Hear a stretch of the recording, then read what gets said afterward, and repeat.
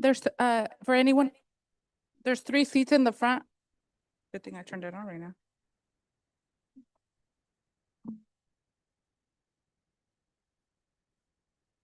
Yeah.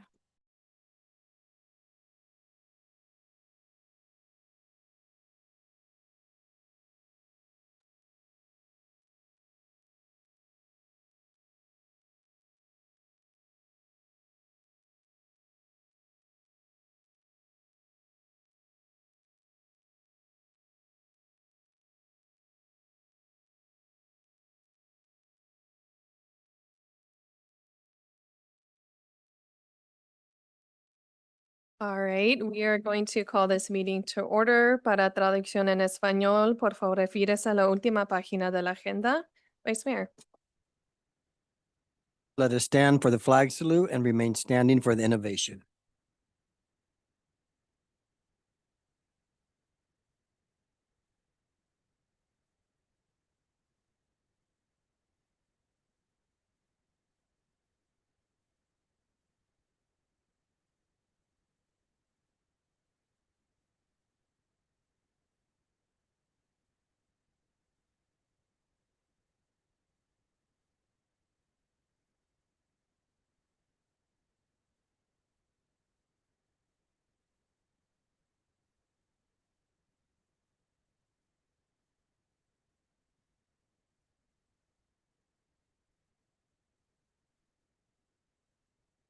as a public residents, Lord, and I know that all of us are working and doing our part, Father, to make Riverbank better. I'm asking that tonight when we get to celebrate, that we would all connect and do that well tonight, celebrate well, honoring Melissa tonight, Lord, that we would do that well.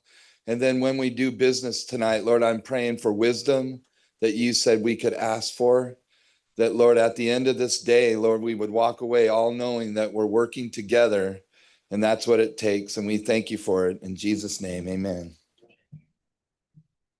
You roll call, please. Councilmember Uribe? Here. Councilmember Fosse? Here. Councilmember Call? Here. Vice Mayor Pimentel? Here. Mayor Hernandez? Here. There are no agenda changes, and any council authority member who has a direct conflict of interest on any scheduled agenda item to be considered is to declare their conflict at this time. Pursuant to Government Code Section 84308 Levine Act, any council authority member who has received a contribution of $500 or more within the preceding 12 months of a party, participant, or their agent related to an item on the agenda must disclose that contribution on the record prior to participation in the discussion or decision on the item and may be required to recuse themselves as applicable. Are there any conflicts? A conflict with item 10.2. All right, we will 10.2. Okay, if I could have CalPride, our friends at CalPride, join me at the front.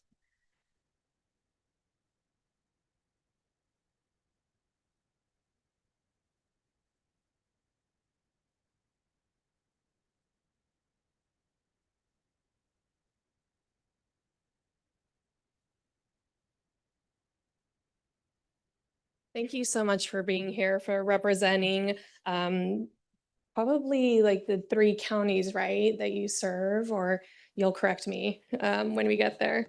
But we're here to celebrate Pride Month.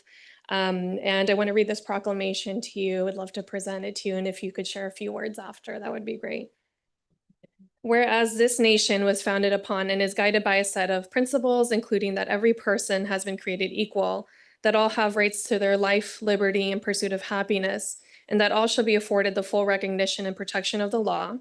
Whereas the city of Riverbank has been and continues to be a place that values all people while recognizing and appreciating the importance of equality and freedom. Whereas the city of Riverbank is strengthened by and thrives upon the rich diversity of ethnic, cultural, racial, sexual orientation, and gender identities of its residents, all of which contribute to the vibrant character of this city. Whereas it is imperative to acknowledge the need for education and awareness to end all types of discrimination. Whereas residents who are part of the LGBTQ+ community contribute to the enrichment of our community. Whereas June has become not just a symbolic month, but a month for us to recognize LGBTQ+ communities and supporters coming together in various celebrations of Pride. Now, therefore, be it resolved that the city of Riverbank does hereby proclaim June as LGBTQ+ Pride Month in Riverbank and encourage all residents to recognize the contributions made by members of the LGBTQ+ community and to actively promote the principles of equality and liberty, signed today by myself and on behalf of the entire council. Thank you for all you do. And I know it is especially emotional during this time, and really applaud your courage and your bravery here. So thank you. If you could come share a little bit.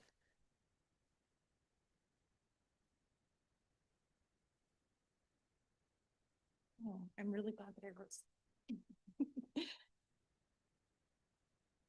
Hi, everyone. My name is Ryan Hall. Oh, so sorry. I'm joined with Jessica Parman, who's our Executive Director of CalPride Stanislaus. I am the Vice President of Communications here for CalPride. My great-grandmother was actually born here in Riverbank. My mom's mom's mom. For the past 4 generations, the women in my life have advocated for our communities as teachers, as mothers, as daughters, and as friends here in the Central Valley. And usually my speeches start a little bit differently than this. So why am I telling you guys this? It's because when we know each other's stories, we find community. It's the entire reason that I'm in communications. I want to know your story. When we advocate for the rights of LGBTQ people, it's because there are stories. It's the stories of someone that you know, the stories of someone that you just met, the stories of someone that you love. I am the daughter of Rebecca Straley, the granddaughter of Judith Reinhardt, the great-granddaughter of Dorothy Steele. The love that my great-grandmother was born here in Riverbank is the love that I carry with me today as I work throughout the Central Valley, and it's the strength that fuels my work. I'm so proud to work here with Jessica Parman, the Executive Director of CalPride Stanislaus, who will share a little bit more about the work that she does here in Stanislaus County, here in Riverbank, and in Modesto and Oakdale and beyond.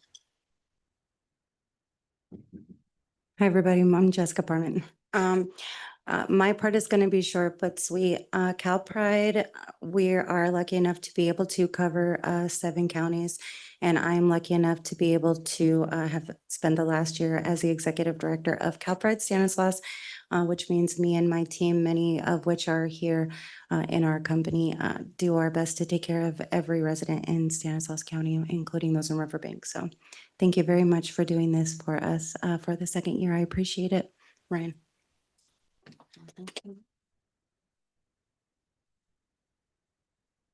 Just a few more things.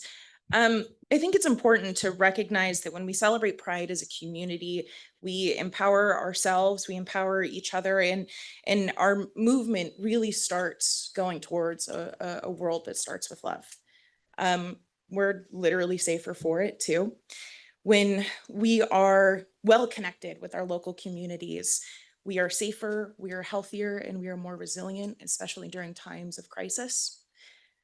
This proclamation, it's a reminder that Riverbank is a city for all. It's a city with a diverse, vibrant history, with a diverse, vibrant communities. So thank you again for reaffirming equity and inclusion here in Riverbank. I'm just really happy to be here, and I'm happy that, you know, even though we didn't expect to be joined by very many today, I'm really excited to see what you guys are here for as well, and know what's going on in our communities, and be involved the same way that you guys are. Thank you.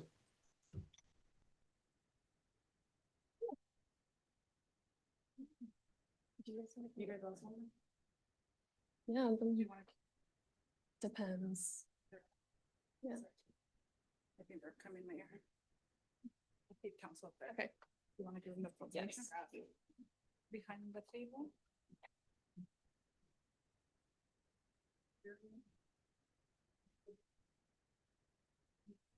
Do you mind if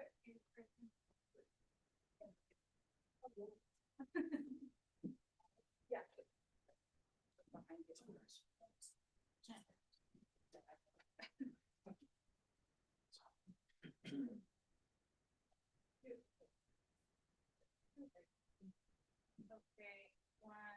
Such beautiful 3. smiles.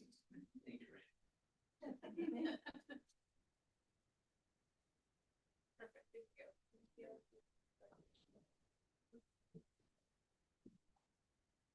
Yeah. Yeah. That one. Thank you. Give it to Sharon.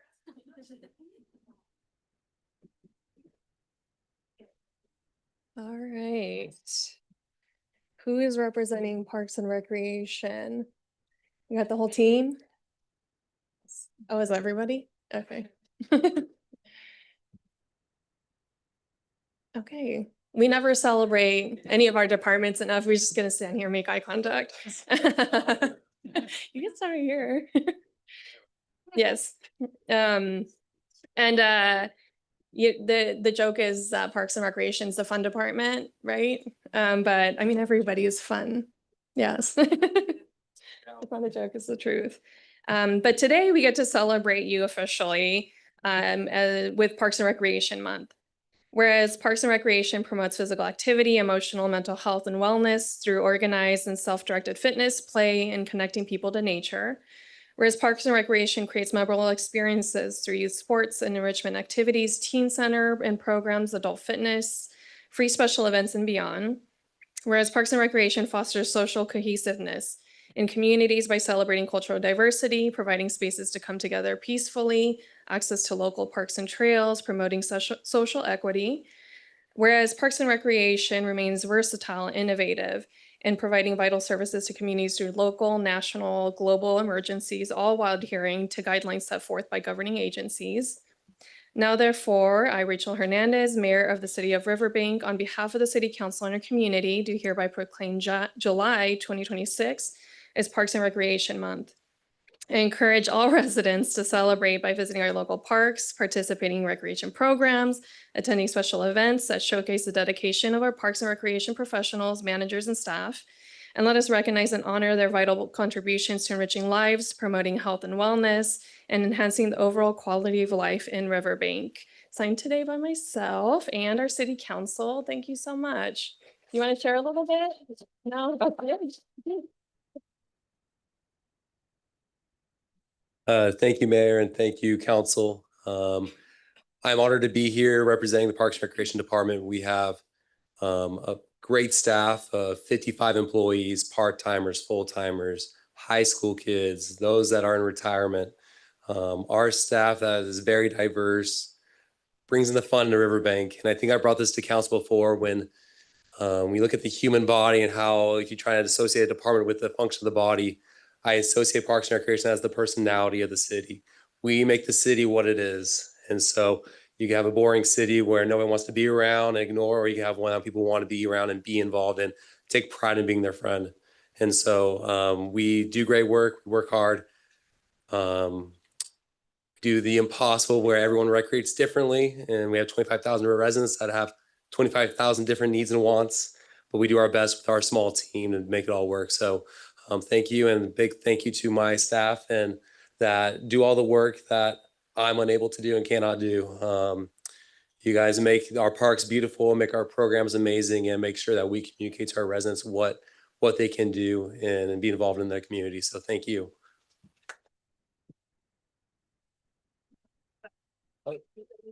Oh yeah. Okay. Can I have the Parks and Recreation staff come join up front for a awesome picture?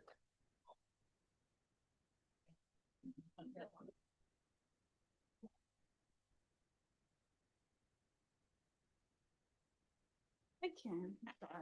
I'll just I'll crop the ones I don't like.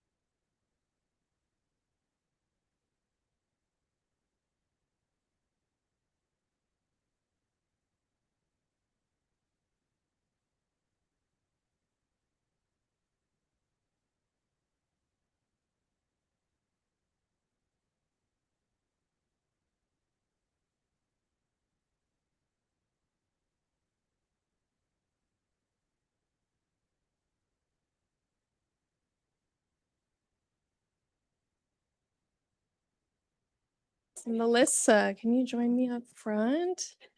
Yes.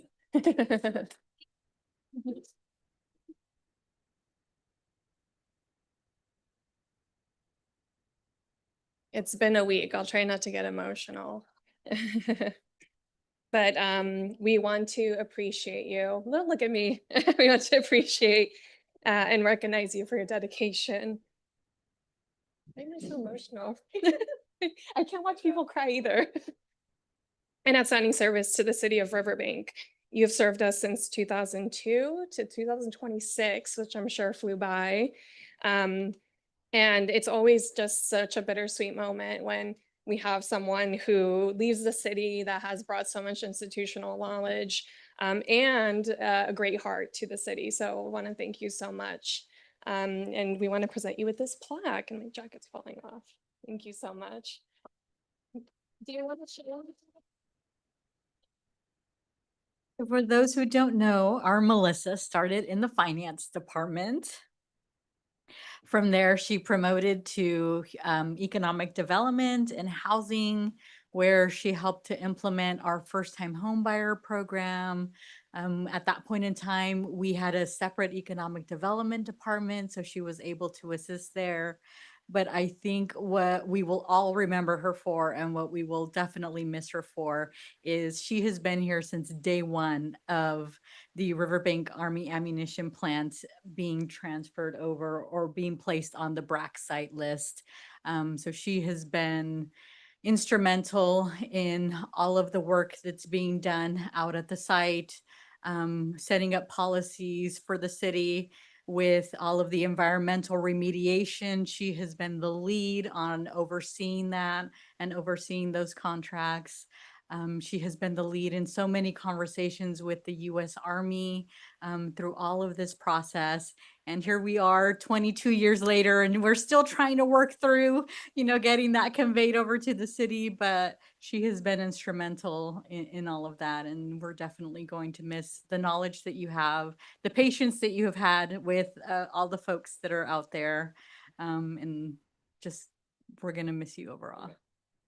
Yeah.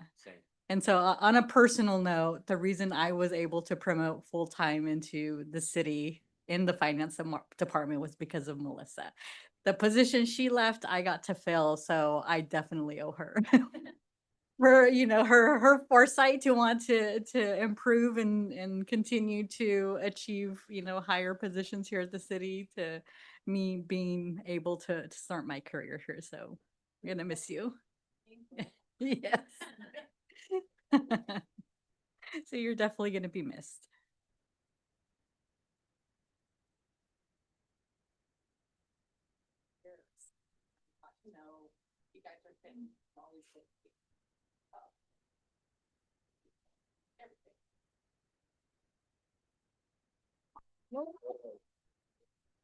Photo.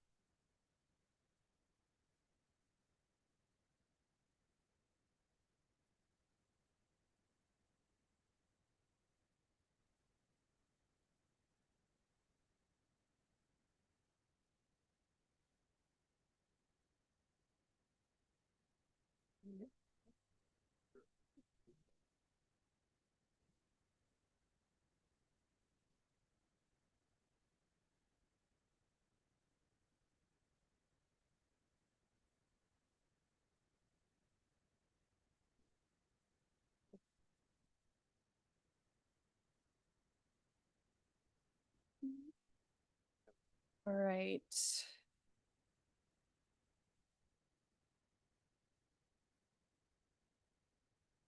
Item 7.4, a presentation on AB 2561 vacancy reporting for 2025. Mayor and Council, our Human Resource Generalist, Cheryl Stefani, will be providing this report.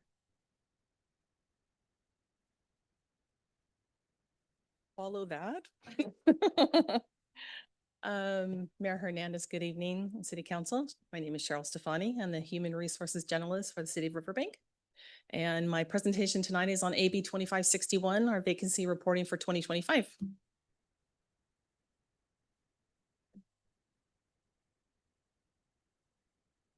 So just a little review on AB 2561. It was enacted September 22nd of 2024, became effective on January 1st of 2025. And it requires vacancy recruitment and retention reporting of public agencies. So tonight, my specific report is for the City of Riverbank. It's a status for the calendar year of January 1st, 2025 to December 31st, 2025. So some key requirements under AB 2561 is to present an annual assessment of staffing vacancies, identify policy changes and vacancy issues, and provide additional details if our vacancy rate is more than 20% in any given unit. Our bargaining units for the city are miscellaneous, mid-management, executive management, which is also contract employees, and then the city as a whole. My report is required to be presented prior to the fiscal year 2026, 2027 budget adoption. So represented bargaining units and at will. Miscellaneous, as I mentioned, is it's a represented bargaining unit. It's represented by LIUNA, number 1130.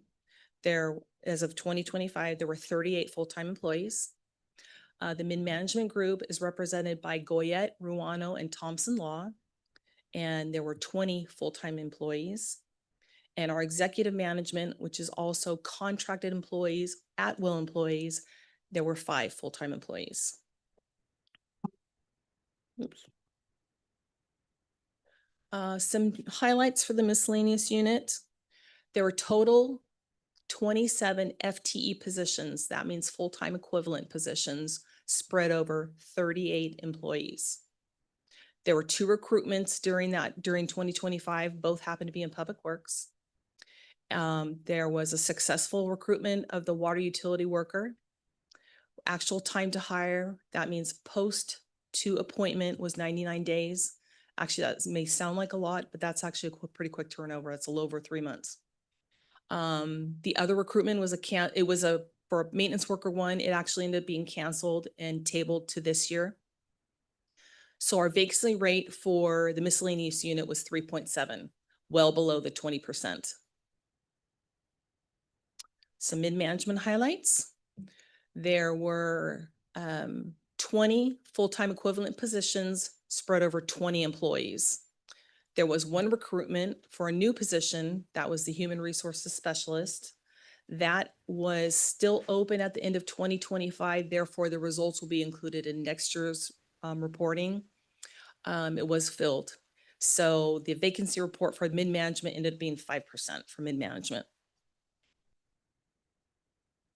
So citywide retention and strategies. Our retention rate overall for miscellaneous, mid-management, and executive is 100% for 2025%, or for 2025 year. Our strategies, strong social media and professional job boards. Oops. The strategic goals for the city is we foster a work-family culture. We also promote development through training and tuition, which if eligible, that also can lean to certification pay. We provide competitive benefits for our employees. And then we also started a class and compensation study last year to see what our competitiveness was amongst our peer agencies of similar size and structure. So in summary, neither of the 2 represented bargaining groups came near or exceeded the 20% vacancy rate. And excuse me, the second bullet should say 1 of 3 recruitments in 2025 was successfully filled. High retention rate equals strong workforce. And the city continues, despite how much we grow, we still foster that work-family culture. So in conclusion, the city of Riverbank met AB 2561 compliance for 2025. And then the next slide is just, it's the matrix that we use for the percentages and such. So on that, I welcome any questions or comments. Any quick comments, questions from council? Just a quick one. One of the earlier slides you mentioned additional details. So if you guys hit over the 20%, what are those additional details? Just curious. It's more of that matrix. There's, you have to give reasons why. You also have to present it to your bargaining units and let them know why. So they actually got a copy. They were welcomed to come to tonight's meeting, but they also got a set of the slide and staff report and all that too. But it's just additional details you have to provide. And fortunately, we haven't had to do that. Yeah, that's good. Thank you. Yeah, you're welcome. Thank you so much. 7.5, a presentation about legal fireworks. Oh, Deputy- Community Resource Deputy Tovar will be presenting this item.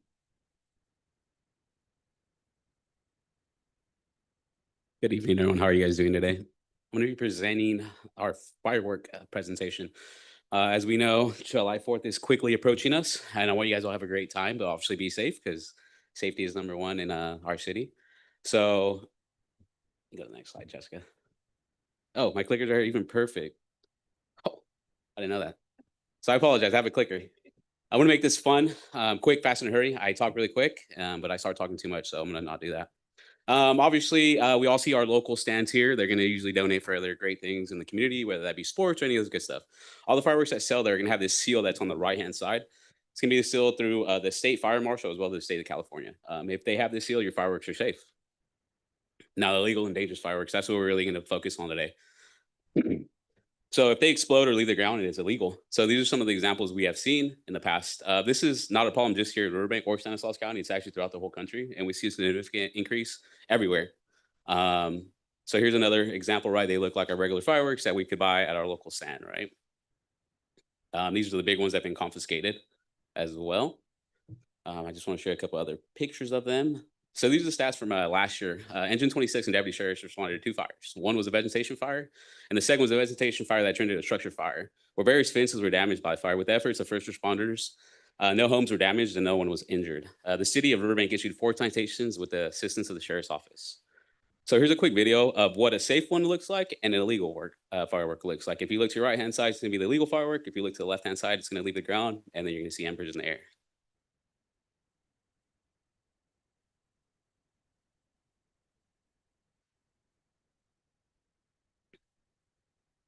So the embers that you see, they look like black dots. Those are the ones that can cause fires, and that's how 2 fires were started last year.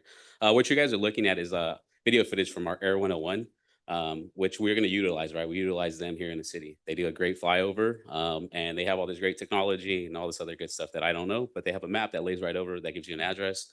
And the way we issue the citations here in the city, it's going to be we cite the homeowner, right? We do not go up to these properties and cite anybody there and try to find it, because usually everyone's having a great time, and sometimes great time and cops don't mix, right? They could be upset because they're having a great time, and then that'd be a further issue. So the way we task it now, we go ahead and cite the homeowner with the sense of the city, and if they want to say, no, that's not my house, and we have this video footage, they're more than welcome to come down to the Riverbank substation. They speak to me and I show them the video and kind of move forward from there, right? It's gonna be $1,000 for the first citation. Second offense is gonna be $2,000. Third offense is gonna be $3,000. Hopefully, we don't have to go to the 4th offense, because if we do, we have bigger problems than just a citation. If you see on the bottom left, that's gonna be our non-emergency police number here for the city of Riverbank. It's gonna be 552-2472. So some of the strategies we're gonna use this year, obviously, we're gonna use our lovely helicopter. We're gonna use that. Not only us here in the city of Riverbank, but I believe they're gonna be utilized throughout the whole county to do the similar strategy. When you call non-emergency or 911, depending if you have emergency or not, we are going to do a BOL. It's going to be on the lookout for the areas. And then we're going to have additional deputies. I believe we're going to have 4, including an extra sergeant, on top of our regular patrol deputies and sergeants that are working that night. They will locate, they'll respond to calls, locate the residents if possible, and then move forward from there. And they'll do a quick report. They'll send it to me, and then I send it over to the city, and then they issue the citation from there. Once again, I want to show you guys this is how we're going to this is a process of it. Violators will understand it's illegal and often hide their actions. Some of the videos you see people run back in as soon as they see the helicopter right over their house. Obviously, it's on video. And it's very difficult to identify one specific person. That's why we utilize the citation for the residents. So here's the number one more time. And if you guys have any questions for me. Any questions? If you have a person that got citations last year, do you kind of focus in that same area, assuming that they'll do it again, or? Well, hopefully they learned a lesson from last year, so that's not our game plan. But if needed, yes, we try to go through the whole county. It's very difficult, right? I don't have too many videos because I don't want to take too much of your time. But it goes a big pan overview, and then they dial in on the house, and then that's when they mark it, and it gives you the address. I don't know how they do the flyover exactly, if there's a certain direction or area, but hopefully we do not have the same offenders as we do last year, and they learn their lesson. But if we do, it just unfortunately it is what it is at that point. Do repeat offenders, do those citations roll over from year to year? You know what? Not that I personally know. I can bug our lovely staff in the city, and I can get back to you on that one. That's a good question, sir. Don's saying no. No. Yeah, they don't roll over from year to year, but I will say, we do take it into consideration when they come and ask for waivers or for payment arrangements. Because you've obviously been a repeat offender, so we do take that when we make those decisions about payment arrangements, things like that. That's the same. Thank you so much. Thank you guys for your time. Have a good night. Public comment. At this time, members of the public may comment on any item not appearing on the agenda and within the subject matter jurisdiction of the City Council LRA Board. Individual comments will be limited to a maximum of 3 minutes and time cannot be yielded to another person. Under state law, matters presented during public comment period cannot be discussed or acted upon. Mayor, we have one public comment card for Melissa Sandoval.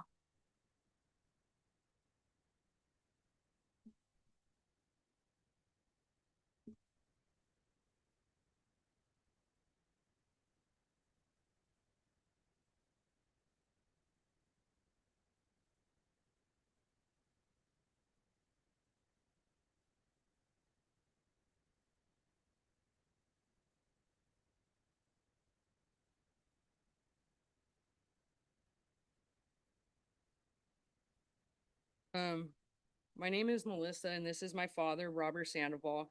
My father is now 68 years old and we have lived here on Roselle Avenue our whole life. This is all we've known, and we are now the last remaining corner residents left in the middle of the North County Corridor project. We will be going on 7 months now as of July with no running water.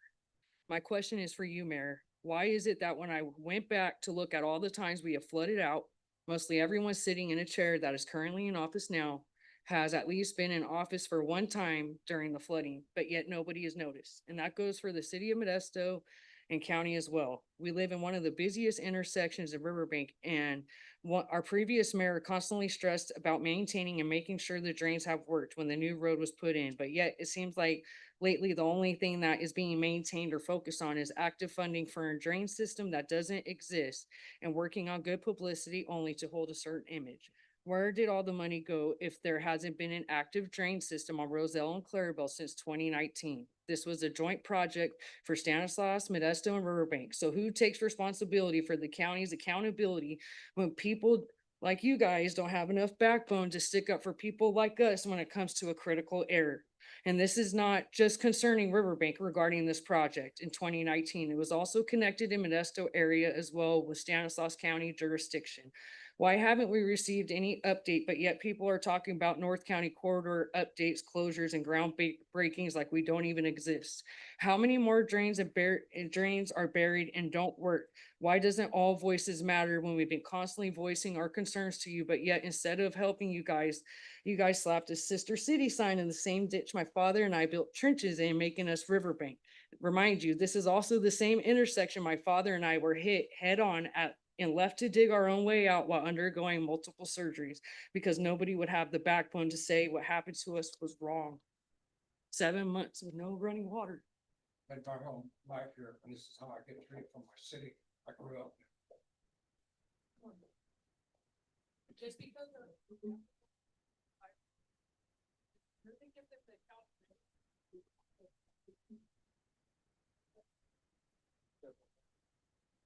Mayor, that is all the comments we received. Are there any online? I see no one online wishing to speak at this time. 8. Consent calendar, items 9.1 to 9.3. Is there any conversation or consideration? So I'll make a motion to approve the consent calendar as is. I second. Roll call, please. Councilmember Uribe? Yes. Councilmember Fosse? Yes. Councilmember Call? Yes. Vice Mayor Pimentel? Yes. Mayor Hernandez? Yes. Motion passes 5-0.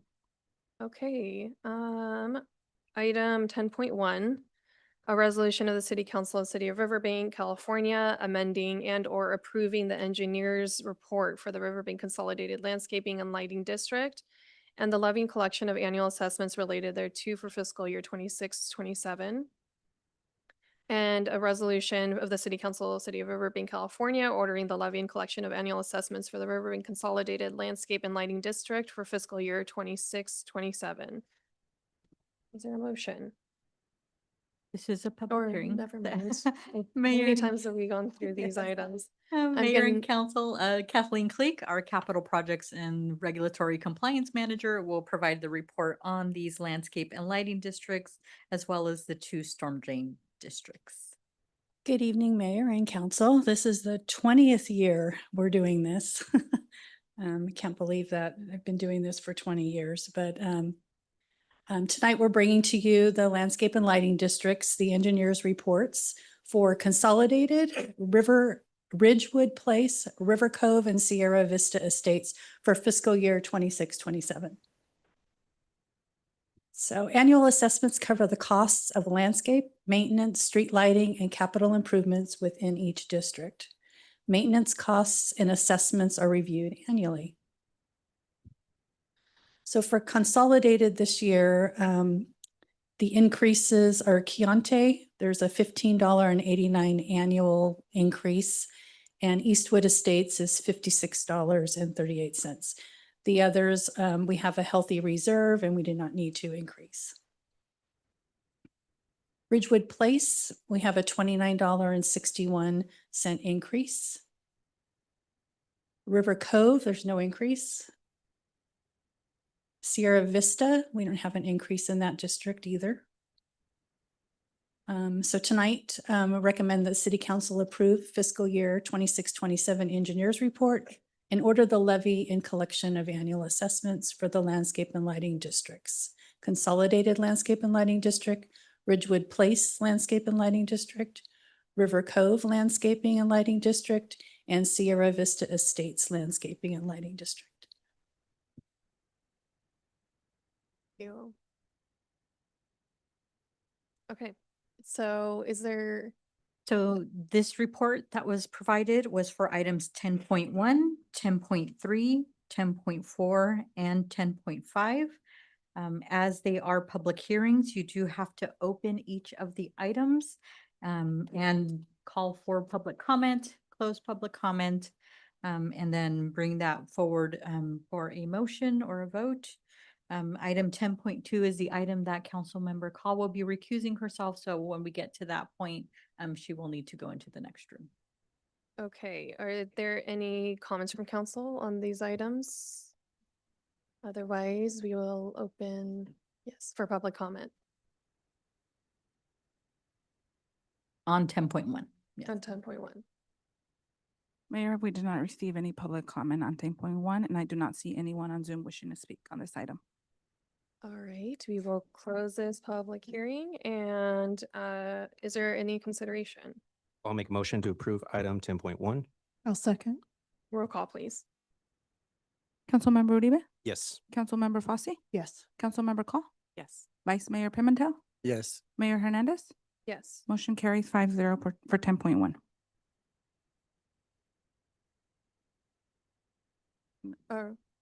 Okay, we'll skip over. Item 10.3, a resolution of the City Council, City of Riverbank, California, amending and or approving the engineer's report for the Ridgewood Place Landscaping and Lighting District and the levying collection of annual assessments related thereto for fiscal year 26-27. And also the resolution of the City Council, City of Riverbank, California, ordering the levying collection of annual assessments for the Ridgewood Place Landscaping and Lighting District for fiscal year 26-27. So we will need to open the Yes. public hearing. So we will open, I will do the gavel every time for public comment or online. Mayor, I do not see anyone wishing to speak on item 10.3. Okay, we are going to close public comment. Is there a consideration? Okay, so I'll make a motion to approve item 10.3. Second. Roll call, please. Councilmember Uribe? Yes. Councilmember Fosse? Yes. Councilmember Call? Yes. Vice Mayor Pimentel? Yes. Mayor Hernandez? Yes. Motion carries 5-0 for 10.3. 10.4, a resolution of the City Council, City of Riverbank, California, amending and or approving the engineer's report for the Landscape and Lighting Districts #1 River Cove subdivision and the levy collection of annual assessments related thereto for fiscal year 26-27. And a resolution of the City Council, City of Riverbank, California, ordering the levy and collection of annual assessments for the Landscape and Lighting District #1 River Cove subdivision for fiscal year 26-27. I'm gonna open public comment. Is there anything online? Mayor, there is no one on Zoom wishing to speak on 10.4. All right, we will close public comment. And is there consideration? I'll make a motion to approve item 10.4. I second. Roll call, please. Councilmember Uribe? Yes. Councilmember Fosse? Yes. Councilmember Call? Yes. Vice Mayor Pimentel? Yes. Mayor Hernandez? Yes. Motion carries 5-0 for 10.4. Item 10.5, a resolution of the City Council, City of Riverbank, California, amending and or approving the engineer's report for Sierra Vista Estates Landscaping Lighting District and the levy collection of annual assessments related thereto for fiscal year 26-27. And 2, a resolution of the City Council, City of Riverbank, California, ordering the levy and collection of annual assessments for Sierra Vista Estates Landscape and Lighting District for fiscal year 26-27. I will open it for public comment. Mayor, there is no one on Zoom wishing to speak on 10.5. All right, I will close public comment and bring it back for consideration. I make a motion, we approve 10.5. I second. Roll call, please. Councilmember Uribe? Yes. Councilmember Fosse? Yes. Councilmember Call? Yes. Vice Mayor Pimentel? Yes. Mayor Hernandez? Yes. Motion carries 5-0 for 10.5. All right, 10.6, a resolution of the City Mayor, if you'd like to Council- go back to 10.2, then we can continue. Okay, 10.2, thank you. A resolution of the City Council, City of Riverbank, amending and or approving the engineer's report for the Riverbank Crossroads Landscape and Lighting District and the levy and collection of annual assessments related thereto for fiscal year 26-27. And 2, a resolution of the City Council, City of Riverbank, California, ordering the levy and collection of annual assessments for the Riverbank Crossroads Landscape and Lighting District for fiscal year 26-27. Thank you.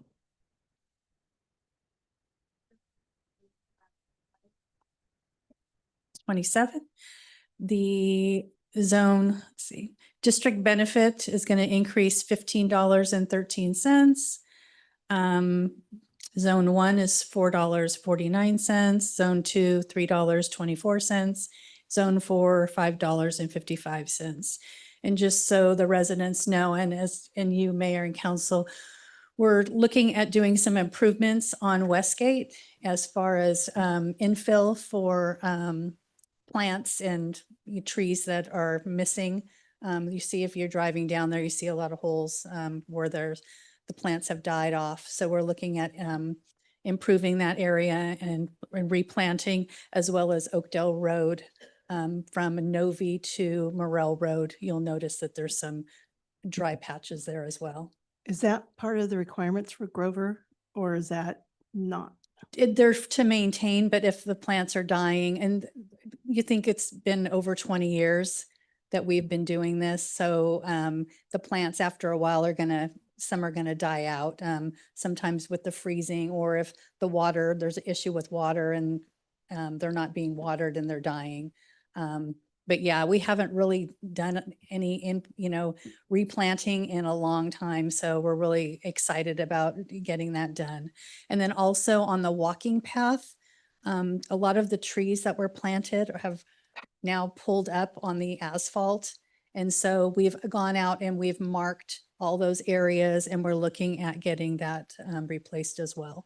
So we went from Roselle to Black Sand Creek, then Black Sand Creek to Squire Wells, and then Squire Wells to Oakdale. So we're going to see what the bids come in at to see if we can do all of them or just portion it out. So I believe along that area, there was some problems with flooding. Is that going to correct that too? Is that where Michael was saying? Yeah, there was a couple of areas that there's flooding issues because the trees have raised Oh. up the area, so it naturally kind of just flows and settles. So, yeah. Mhm. Oh, Yeah, definitely. those would have been noted. yes. So tonight's recommendation is the council approve the fiscal year 26-27 engineers report and order the levy and collection of annual assessments for the Crossroads Landscape and Lighting District. Thank you. Any more comments from council? We're gonna open for a public hearing. Are there any comments? Mayor, there is no one wishing to speak on item 10.2. We're going to close the public hearing and bring it back for consideration. I'll make a motion to approve item 10.2. I second.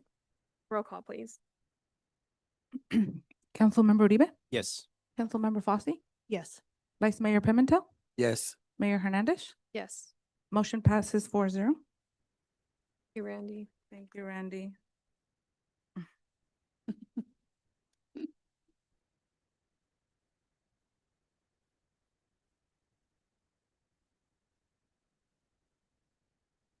Okay, so item 10.6, a resolution of City Council, City of Riverbank, County of Stanislaus, State of California, ordering the levy and collection of assessments within the Riverbank Storm Drain Maintenance District number 2006-01 Heartlands for fiscal year 26-27. The City of Riverbank Storm Drain Maintenance District's fiscal year 26-27. Annual assessments cover maintenance and operations of storm drain facilities and improvements within the district. District budgets are reviewed annually. We have 2 storm drain districts. We have Heartlands, with a slight increase of $3.37. This is the area there that covers under Heartlands. And then we have Sterling Ridge Storm Drain Basin, which will have a slight increase of $5.89. And here's the Sterling Ridge area that contributes to that assessment. So tonight we're asking to approve the fiscal year 26-27 engineers report and declare its intention to levy and collect annual assessments within the storm drain districts. Riverbank Storm Drain Maintenance District number 2006-01 Heartlands and Riverbank Storm Drain Maintenance District number 0501 Sterling Ridge. Thank you. So for item 10.6 Heartlands, is there any comment from council, questions? If not, we will open for a public comment, public hearing. Anything online? Mayor, there is no one wishing to speak on item 10.6. Okay, I will close this public hearing and bring it back for consideration on 10.6. I'll make a motion to approve item 10.6. I'll second it. Roll call, please. Councilmember Uribe, Yes. Councilmember Fosse, Yes. Councilmember Call, Yes. Vice Mayor Pimentel, Yes. Mayor Hernandez. Yes. Motion carries 5-0. 10.7, a resolution of the City Council, City of Riverbank, County of Stanislaus, State of California, ordering the levy and collection of assessments within the Sterling Ridge Benefit Assessment District for fiscal year 26-27. Is there any council comments, questions? If not, I will open the public hearing. Mayor, there is no one wishing to speak on item 10.7. Okay, we will close this public hearing and bring it back for consideration. I'll make a motion to approve item 10.7. Second. Roll call, please. Councilmember Uribe, Yes. Councilmember Fosse, Yes. Councilmember Call, Yes. Vice Mayor Pimentel, Yes. Mayor Hernandez. Yes. Motion carries 5-0. Thank you. Okay, we have item 10.8, thank you, Kathleen. The 6th cycle housing element, City Council is going to consider the following. A resolution to approve a general plan amendment to adopt the 6th cycle housing element and authorize staff to submit the 6th cycle housing element to the State of California Department of Housing Community Development, GPA 01-2025. Also, a resolution approving a general plan amendment of 4 properties from the Industrial Business Park, mixed use commercial, community commercial, and lower density residential to higher density residential and mixed use GPA 01-2025. And introduce and conduct a first reading of an ordinance amending the Crossroads Community Specific Plan to add the mixed use designation and to rezone 7 properties from light industrial, neighborhood commercial, highway commercial, neighborhood park and basin, and plan development to multiple family residential, medium and high density residential and mixed use. SPA 01-2025, REZ 02-2025. Another resolution approving a general plan amendment to amend the general plan land use element to establish a maximum density for the higher density residential and mixed use general plan land use designations GPA 01-2025. And introduce and conduct a first reading of an ordinance amending the Riverbank Municipal Code by amending sections 153.067 and 153.071, adding sections 153.166 through 153.169 entitled Regional Housing Needs Assessment Overlay, ZOA-01-2025, and hopefully you don't have to repeat any of those. Thank you. Yeah, that was a big mouthful. Mayor, members of the council, David Niskanen, JB Anderson, Land Use Planning, here to present again the six cycle housing element following the meeting from April. Tonight's presentation includes more of an overview of what's changed since the last council meeting. So it'll be a much shorter presentation than the last council meeting. But we are here tonight for asking for formal adoption of the six cycle housing element and the associated implementation actions. And the implementation actions include these series of actions, specifically four, which includes the site-specific rezone and general plan amendment and specific plan amendments. This includes the removal of the site number 3 that was discussed at the April city council meeting. Also the associated specific plan amendment to the Crossroads Community Specific Plan, a general plan amendment to the land use element, as well as the zoning ordinance amendments required by state law. So just to provide a little bit of background, the housing element and the associated actions were presented to council on April 28th. After a public hearing that was at Planning Commission on the March 31st meeting. And council voted at that meeting to remove site number 3. And that required revisions to the housing element that we have completed and now are presenting to you folks for formal review and adoption. So what has changed since April 28th? Following the council meeting, staff met with HCD, specifically the 2 primary reviewers that handle Riverbank's housing element, and discussed options on what we can do to update the housing element without having to select another site, because the selection of another site is much longer lead time because there's public property owner notification. There's certain requirements for noticing tribes related to SB 18. So what we did was update the density calculation for HDR and mixed use. And specifically what we did was, in the previous housing element, we used dwelling units per acre at 20 dwelling units per acre, which is technically the default density for this area in the valley.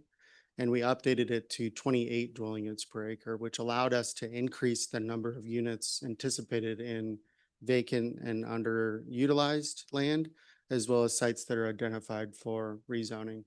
What this means in practicality is that it allows the city to have a little bit more of a surplus compared to the RENA. And if a property does move forward with developing at less than 28 dwellings per acre, there's still that area buffer to, make sure staff can make the finding that there's enough adequate sites to meet the RENA. So in practicality, this doesn't really change much as far as going in the future of projects, moving forward and developing at higher densities. But it does allow us to meet the RENA goals without having to select another site. So that's the big takeaway, and allows us to bring this item back to you at much quicker pace than previously would otherwise be. So in part of that discussion with HCD included another round of review, and it was a very quick review because they only really had to look at the updated removal of the site and the density increase. So we published the document for a 7-day public review period that's required by state law. And then following that date, from May 7th to May 14th, we submitted the document to the state on May 15th. And just 3 days later, the state provided us with an updated letter stating that the housing element meets all statutory requirements, and presumably once adopted and submitted for certification, that it'll meet all the state requirements for certification. And we also went back to Planning Commission to present the updates and get their updated recommendation to City Council, and that was done on May 19th. And Planning Commission adopted 3 resolutions recommending City Council adopt the 6-cycle housing element as well as the associated implementation actions. So environmental review is exempt from CEQA. In the staff report, there's a detailed memorandum that discusses the exemption and the use of the 2 categorical exemption, the 15061B3 And then the Public Resources Code 21080.085, which is just fancy language for it's exempt from environmental review, because when projects move forward on site specific, then they'll have to do their own environmental review. And staff's recommendation tonight, following a public hearing, is to adopt a series of resolutions and conduct the first reading of ordinances. The first is adopt a resolution to adopt the housing element, and then also authorize staff to submit the document to HCD for certification. The second is to adopt a resolution approving general plan amendment of 4 properties. The third is to introduce and conduct first reading of an ordinance to amend the Crossroads specific plan and to add the mixed use designation, and then to rezone 7 properties to those designations those designations to medium high density residential and mixed use. The fourth is to adopt a resolution to amend the general plan land use element to establish a maximum density for high density residential and mixed use. And then finally, to introduce and conduct first reading of an ordinance to amend the Riverbank Municipal Code related to regional housing needs assessment overlay and amendments to the mixed use municipal code, or chapter in the municipal code. And Josh is here. I'm available to answer any questions for you. And that concludes my presentation. Thank you. Thank you so much. Are there any comments or questions from council? So I just want to say thank you Mhm. for, and to the planning department as well for coming together and really doing what we asked and our community asked of us. So I really appreciate that. I know that you guys spend a lot of time on the housing element and it's a cumbersome process. So I just want to say thank you for that. And then my hope going forward is that there's a little more proactivity on the city's behalf when we get into the next housing element and ensuring that we're doing a little more behind the scenes work and ensuring that we have the property so that we're not forced rezoning property. So, but thank you so much. I appreciate it. You're very welcome. Could you remind me what the highest number of units is in Riverbank for any of our properties? In the site inventory section, we did a survey of the high density residential sites, and they're around 20 to 22 dwelling units per acre for the most part, like the Riverbank Clause apartments, the 2 apartment projects on Clause. And then we also did a survey of the surrounding jurisdictions as well. And there's a little bit higher density sites in Modesto. There's some higher density sites in Lathrop and Manteca, but in Riverbank, generally speaking, it's around 20 to 25 dwelling units per acre. And those are considered high density. That's correct. Yeah, the city's general plan land use designation for higher density residential allows a minimum of 16 dwellings per acre, and then with this amendment, the maximum would be 40 dwellings per acre. Great. I will open this up for public comment. And I'd just like to add too, I'm sorry, that today the city received a letter from San Francisco Public Utility Commission, and that's in your packet as well. And they had comments on the one specific rezone site. Thank you. Or online, any public. Mayor, there is one online wishing to speak. Will the number ending in 3108 please unmute? Phone number ending in 3108. Can you please unmute? Hello? Hello? Here we go again.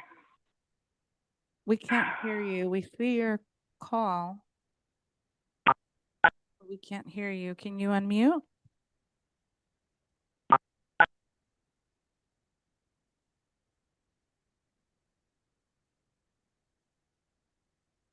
Yeah.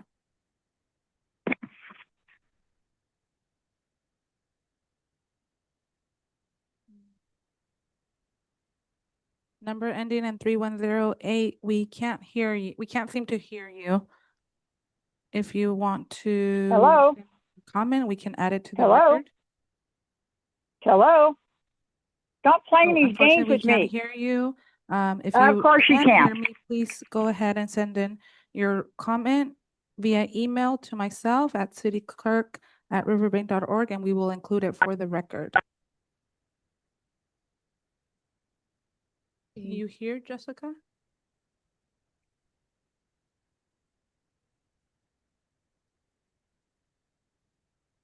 I can see her phone pop up. Number ending in 3108, can you please unmute?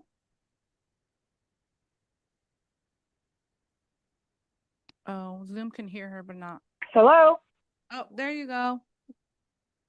We can hear you, Ms. Can Albert. anybody hear me? We can hear you now. Please go ahead. Okay, I have some questions on this item. The first thing it says on this item, one of your amendments is that you are adopting and approving the housing element, but that document is not attached to this agenda. It's not part of this agenda for the public to see. There's a little note there that says it's not attached, but if you're going to approve this tonight as a public hearing, why isn't it attached? And I mean, the thing came out Wednesday, you were closed Thursday, Friday, there's been very little time. Why wasn't the new, or with the changes in your element, why wasn't the one you're approving attached? Another question I have is, based on what I have seen before, because I live in the downtown Pacific Plan area, there seems to be changes between my specific plan, our specific plan area downtown, for now and then. But I haven't heard any comments about it. I haven't heard anything else about how this is going to affect the downtown area, which I'm interested in. I think if you're going to do all this right now, I think that we should have that new housing element that you're going to send, that you're going to approve and send, should be part of this item, especially since it's a public hearing document, a public hearing item. Thank you. Thank you, Ms. Albert. Mayor, that is all the comment we received. So Mayor, attachment number 6 was a housing element insert to the staff report, which was the direct link to the housing element document. Due to the size, it was going to be too cumbersome to include. And so that's the website is where we have been posting all of the updates and all of the various drafts that we have provided. So the link was included directly to the housing element. And with regards to any of the rezone properties and how those may affect the downtown, none of the rezone properties are located within the downtown specific plan. So at this time, there's no impact associated with that. Thank you. Is there any more public comment? If not, I will close this public hearing and bring it back to council. So I'll make a motion to approve item 10.8. Second. Roll call, please. Councilmember Uribe? Yes. Councilmember Fossey? Yes. Councilmember Call? Yes. Vice Mayor Pimentel? Yes. Mayor Hernandez? Yes. Motion passes 5-0. Thank you very much. Item 10.9, a resolution adopting the fiscal year 26-27 local redevelopment authority budget. And so for the last time, I will invite Melissa Holdaway, our local redevelopment program manager, to the podium for her presentation. I always forget because I'm not here often. Good evening, Chair and Authority members. This is bittersweet for me. It is the last one I'll be presenting, but my replacement will be trained well and she will be doing a very good job in the future. So the LRA budget funds they consist of 2 funds now, and the first one is for 197. It is leasehold. This fund accounts to site revenue and expenses. It does include the annual payment from the master developer, miscellaneous revenue, and the general administrative expenses. Fund 199, the ESCA, it's the Environmental Service Cooperative Agreement. Those funds are received from the Army for remedial activities paid to the current environmental subcontractors, and these funds include a small percentage to the LRA for administrative costs. The preliminary budget overview, the estimated revenues are $396,597. Estimated expenditures are $644,365, with an anticipated LRA structural deficit of $247,768. So what is left in SK2, of course, the final reports, there's a vent removal or remediation modification, a disposal of the remaining presses modification, and then, of course, our best management practices, the BMPs. And these are periodic testing for PCBs in the dust, and they are quarterly and indefinitely. And on that note, I received today, there is an executed modification for the vent removal and remediation. It's about a little over $3 million, and we will have about 100,000 of administrative costs that will help alleviate some of that deficit at the end of the year, and that'll show up at mid-year. So the recommendation is that the LRA board adopt a resolution approving the LRA proposed fiscal year 26-27 budget. And if you have any questions or comments. Thank you. Any questions or comments from council? But we are going to open this for a public hearing because we're still in public hearing. Yes. Any public comment? Or online? Mayor, I do not see anyone online wishing to speak on this item. Right, we will close this public hearing and bring it back to council for consideration. Okay, so I'll go ahead and make a motion to approve item 10.9. I second. Roll call, please. Authority Member Uribe, Yes. Fosse, Yes. Call, Yes. Vice Chair Pimentel, Yes. Chair Hernandez. Yes. Motion passes 5-0. Thank you so much, Melissa. Item 10.10, a resolution adopting the fiscal year 26-27 annual operating budget. Mayor and council, your Assistant City Manager, Tamiel Cantor, will provide this report. Good evening, everyone. We are back here tonight after our workshop presentation at our last meeting on June 9th. Tonight, we are asking you guys to adopt the budget. So I'll be presenting it for consideration of adoption. And staff had taken City Council's comments and direction into consideration with the revised proposed operating budget. I also did some additional review of the budget and received some updated budget information since the workshop. So our presentation overview will include the general fund, our special revenue funds, our system development fee funds, housing funds, sewer and water enterprise funds. And the first one what we will cover is our most talked about fund is our general fund. So this is what our proposed general fund status will be. That estimated reserve on July 1 of 2026. We have pulled out that 115 trust to try and make it a clearer picture. So we are projecting a reserve balance of 6.2. Our projected revenues are at 14.8. Transfers in are at 1.2. Our projected expenditures are 15.2. Our subsidies are 2.1 million. And then our sales tax sharing revenue obligation is projected at 1.2. And one-time projects or expenses are at almost 200,000. So we're projecting an estimated reserve at June 30th of 3.5 million, which does include the Eleanor Park future park project. So funding, it was proceeds from the Eleanor Park sale and are being reserved for our future park project. Our required reserve is between 13 and 15%. We presented 15%, which would mean 2.8 million. So we do have a slight surplus there of 356,000. Which actually gives us a 17% reserve level when we add those two together. And our deficit's at 2.7 million. Question for staff. Do we have any kind of like a reduction plan that we can bring back at mid-year, some options to kind of close that gap? Is that something that you guys can do? Some options to address the structural deficit? Sure. And and at mid-year also we can, we have a better picture of where our revenues are, where our expenditures are going to. Thank you. Mm-hmm. I do want council to consider that if that is something that they want us to work on, that we do have to keep an open mind that that would probably require a reduction in services. And so it would mean having to prioritize where funding should go.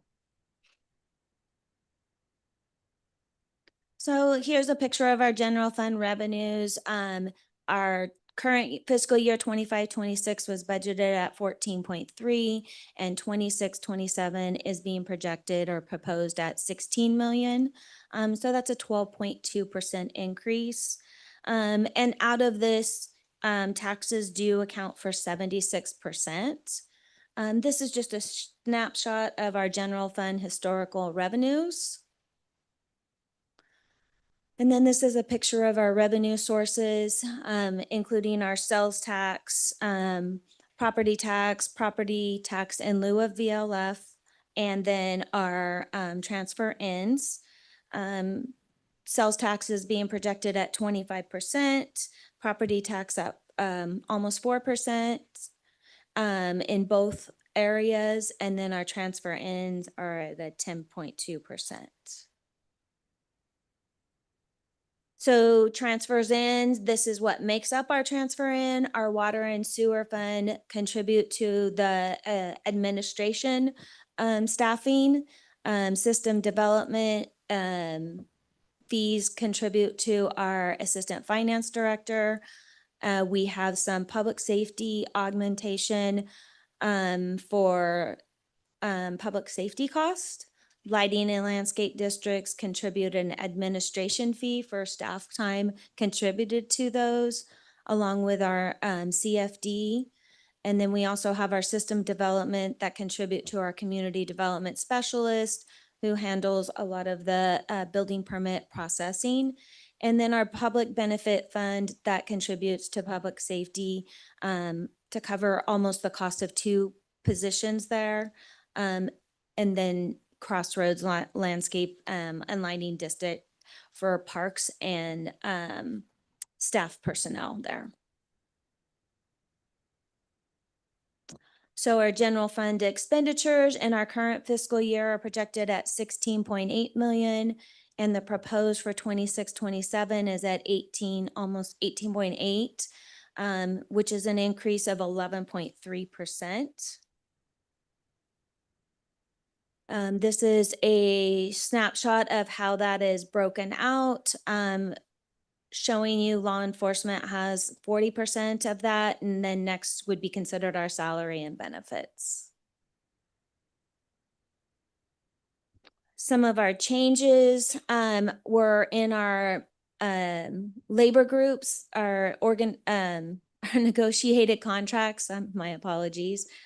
So in July, our miscellaneous is scheduled to receive a 3% COLA, and then come in January of 2027, our mid-management will receive a 4%, and in July of 2026, they will also receive $1,000 lump sum payment. The study of our class and compensation study was adopted on April 28th, 2026. And council did accept those recommendations, and so they have been implemented into the budget as well. So other costs are PERS, unfunded liability, a 10% increase. Health insurance has been projected with a 10% increase in January. And then we did have it does include in general fund 1 promotion, our construction inspector from a 1 to a 2. And there were some questions during the workshop regarding the employer contributions to PERS. And so I did do some looking into the annual reports, and I found some of those projections out over the next 5 years. So in our current year, we saw a 10% increase, but based on these numbers, they're estimating 27-28 with a 4.15% increase. But in 28-29, we're seeing almost a 10% increase there. with these projections, of course, they are subject to change depending upon the investment performance and actuarial assumptions. And just a reminder, we did establish that Section 115 pension trust to help manage, future increases. And I brought forward this slide that was presented to the council in, I think it was in May of 2025. And basically what it was informing the council of what this Section 115 trust can do. It can assist with stabilizing out that unfunded liability payment annually. So the budget's not hit with a up and down increase in there. So the council could choose to do some kind of smoothing method where you potentially set a certain dollar amount. If it hits that, then you would pull funds from the 115, so it's not impacting your budget so much. And this is just being mentioned as what we have did. Of course, it would be up to council to direct staff to move forward with anything with this. So that was going to be my next question is staff's recommendation as to when we start to actually utilize the Trust 115. So that peak at 2029, does staff feel comfortable then or before that to kind of smooth it all out? So kind of even out the payments as we go forward. Yeah, so I mean, we have the sales tax sharing obligation we are seeing in this fiscal year too. I mean, I think. And then one more next year, right? Which will be substantially lower. Yes, right? and and I cover that a little bit later. I think it could be either way. I think we can, we could go either way because you can, if you chose to wait till 28-29, you could choose to make a bigger payment if you need it in that year, right? Right. Is that something that you guys could bring back as far as like the options for mid-year? Sure. Yeah. Okay. That specifically, I'd get behind to see that reflection in the options there for this portion. Okay. So I played around with some of the numbers and like if we looking at this graph, I said, okay, if I match this graph, I set it at 820,000, right? So then that would mean for fiscal year 26, 27, that's about 145,000 that you would be pulling from the trust. 27, 28 you would be looking at approximately 183,000. 28, 29 would be 262,000. So you could see where that would assist in your budgeting going forward. So another item that was discussed during our workshop was there were requests for some additional staffing and departments had submitted these. While we evaluated these requests and feel we understand the importance of them and the assistance that they can provide, we did not include them in the budget. So at the workshop, council did direct us to come back with some additional information on these positions. So we're seeking if the council would like to provide any additional direction on these, if they would want to propose adding or leaving the budget without these positions. Have we? Go ahead. Some of these have fees that we charge to our citizens tied to them also, right? Yes. When's the last time we looked at those fees to see if they're compatible to what we should be charging? I am not aware on some of these when the last time that they were increased. Maybe that's something that we should look at to increase some of our revenue. So for Parks and Recreation, you recently did that in January. For the engineering technician, it talks about encroachment permit revenue, but that's already allocated to our construction inspectors since they do the inspections. So there really wouldn't be any more available because we already don't recoup 100% of their costs through that area.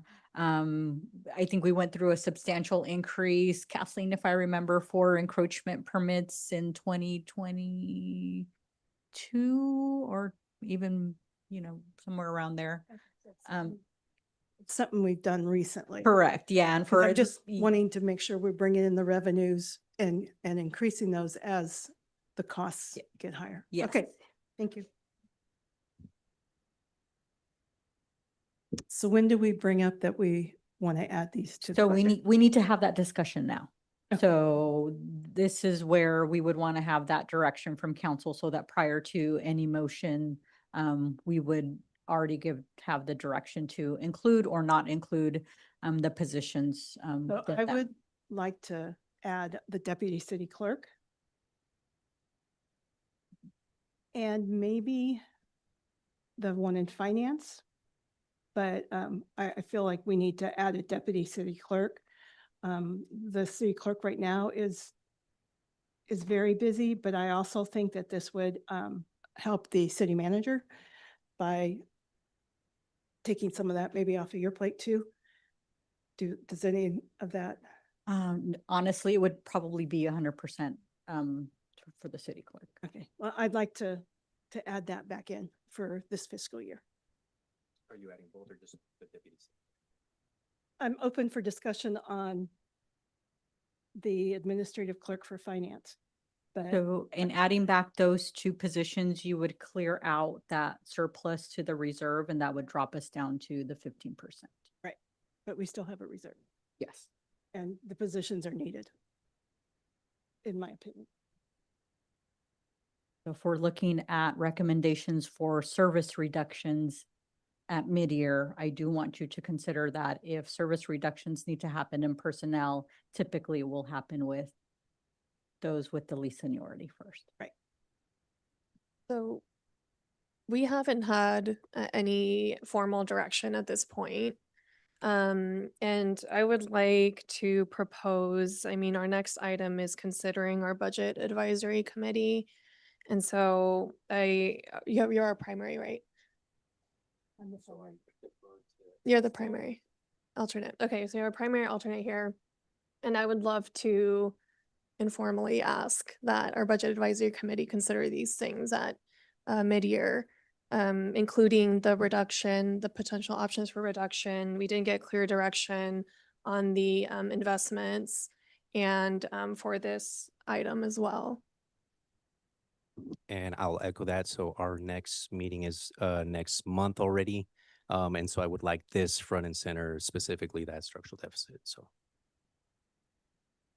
At this point, I'm going to wait until there's a little more on the presentation before I put in my input.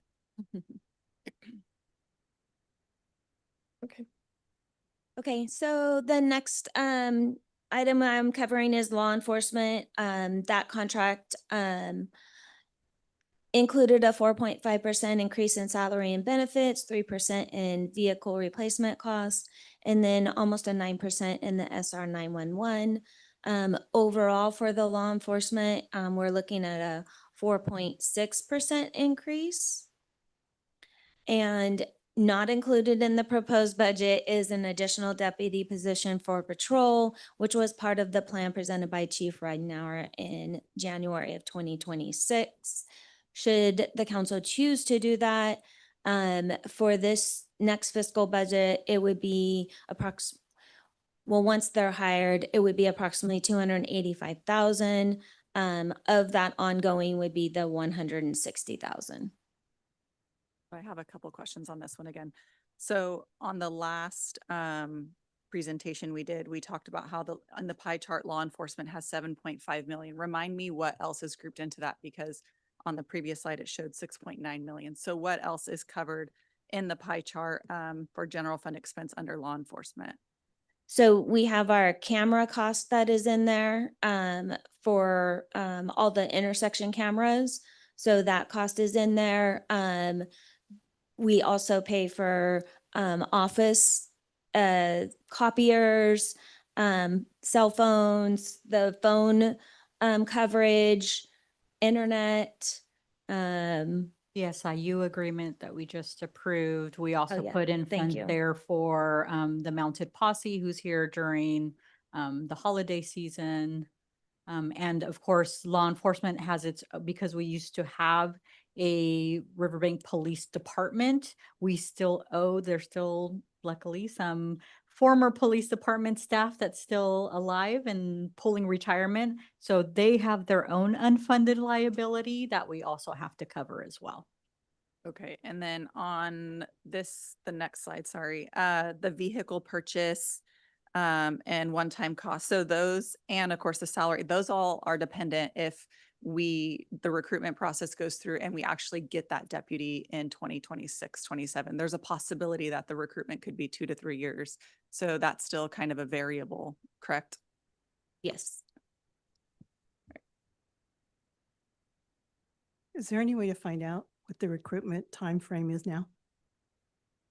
I believe pretty much they're still giving the 2 to 3 year time frame.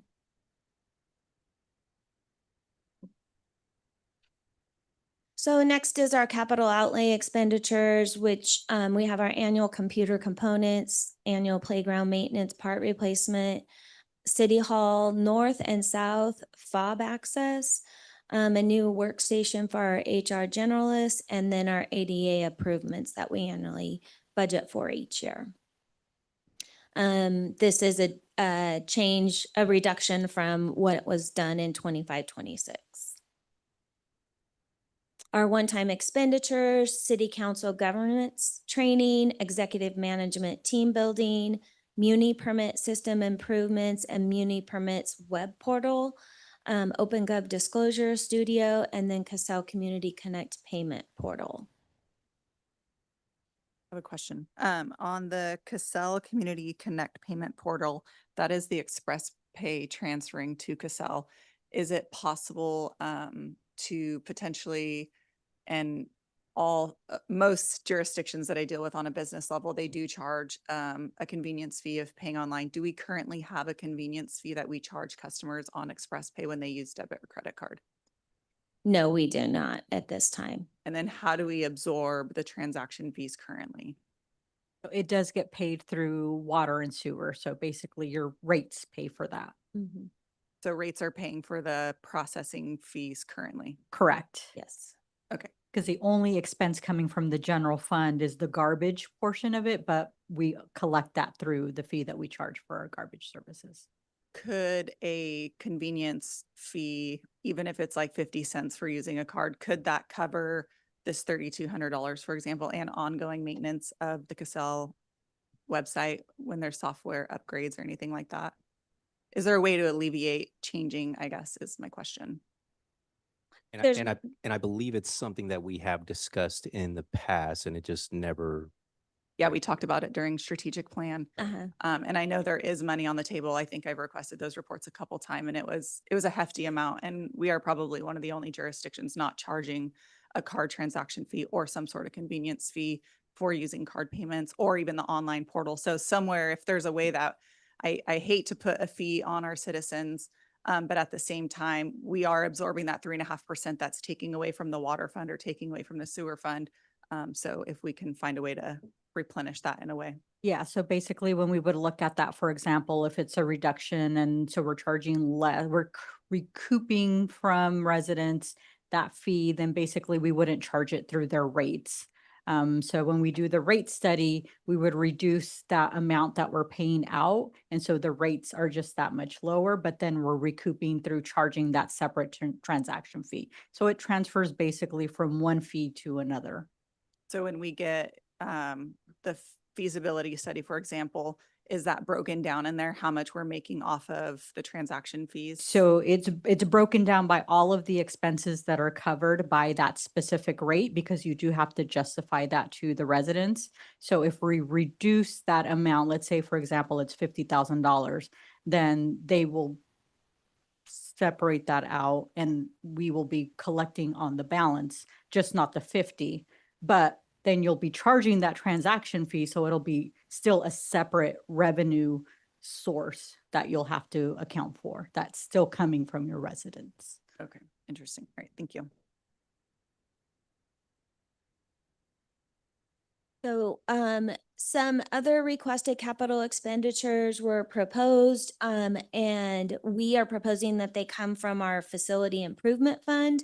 This improvement fund is based on rentals of our facilities. We, hold back some of the rental fees to save for maintenance on the buildings. So, for the community center camera and security system, 6,500, the Scout Hall camera and security system, 4,300, and then the Scout Hall reflooring is approximately 16,000. So those are not coming out of general fund, they are coming out of our set aside fund for facility improvement.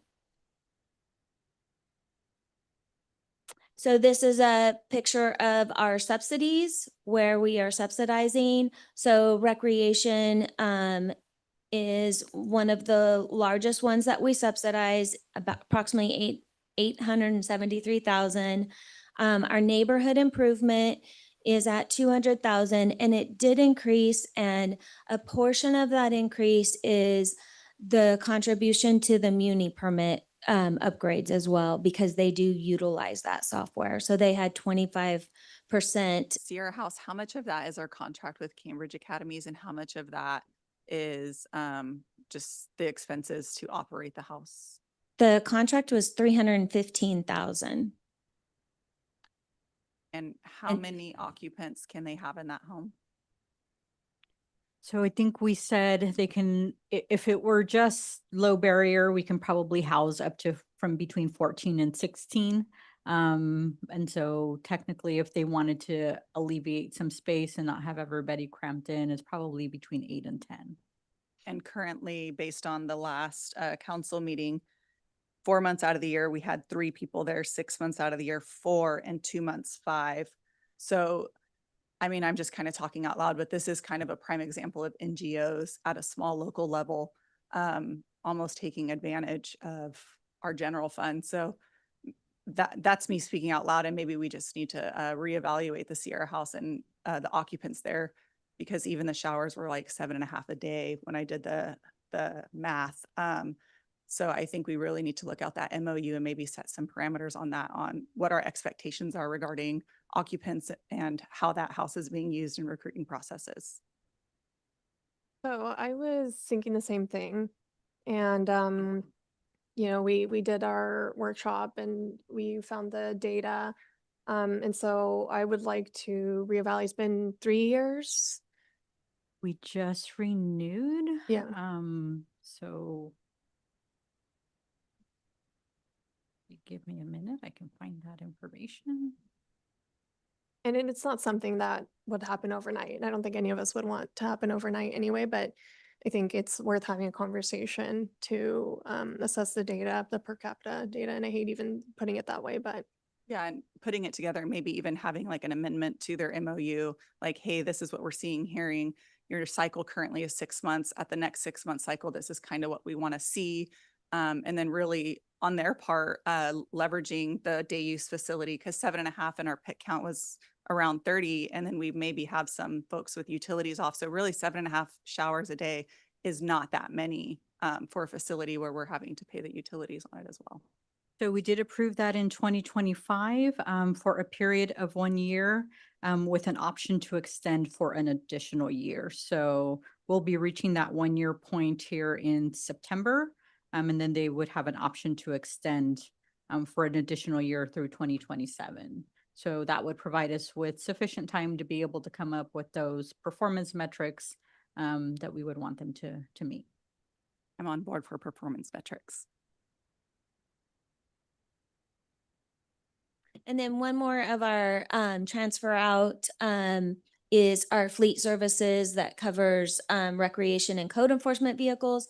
And then in regards to our sales tax sharing, this is the 1.2 million there. And I did, after the workshop, I did some more research. I know the question was, what is our total reimbursable? So I have put it here for you guys. The total reimbursable was 3.3 million. We have already reimbursed them at 1.1 million. And then our projected additional contributions for the current fiscal year is approximately 311,000, which would mean July 1, we would have a balance of 1.9 million, less the projected 1.2 gives us a remaining reimbursable of 14,000. Why is our projected 1.2, but this year we only paid 311? We have already, so we paid them 1.4, which was more than, that was a combination. So once we were starting to get our sales tax data, then we had to do a true up on that. So technically in this fiscal year, we're actually projecting to have paid them 1.4 because it covered longer than the fiscal year because of when sales tax numbers come in. The 1.2 is a projection based on that 311 is a quarterly amount. What's the exact percentage share on that? Like, what's the split, or is there an exact amount, or how All is right, it? it's a 50% split based on the sales tax revenue from that commercial area, Crossroads West, sorry.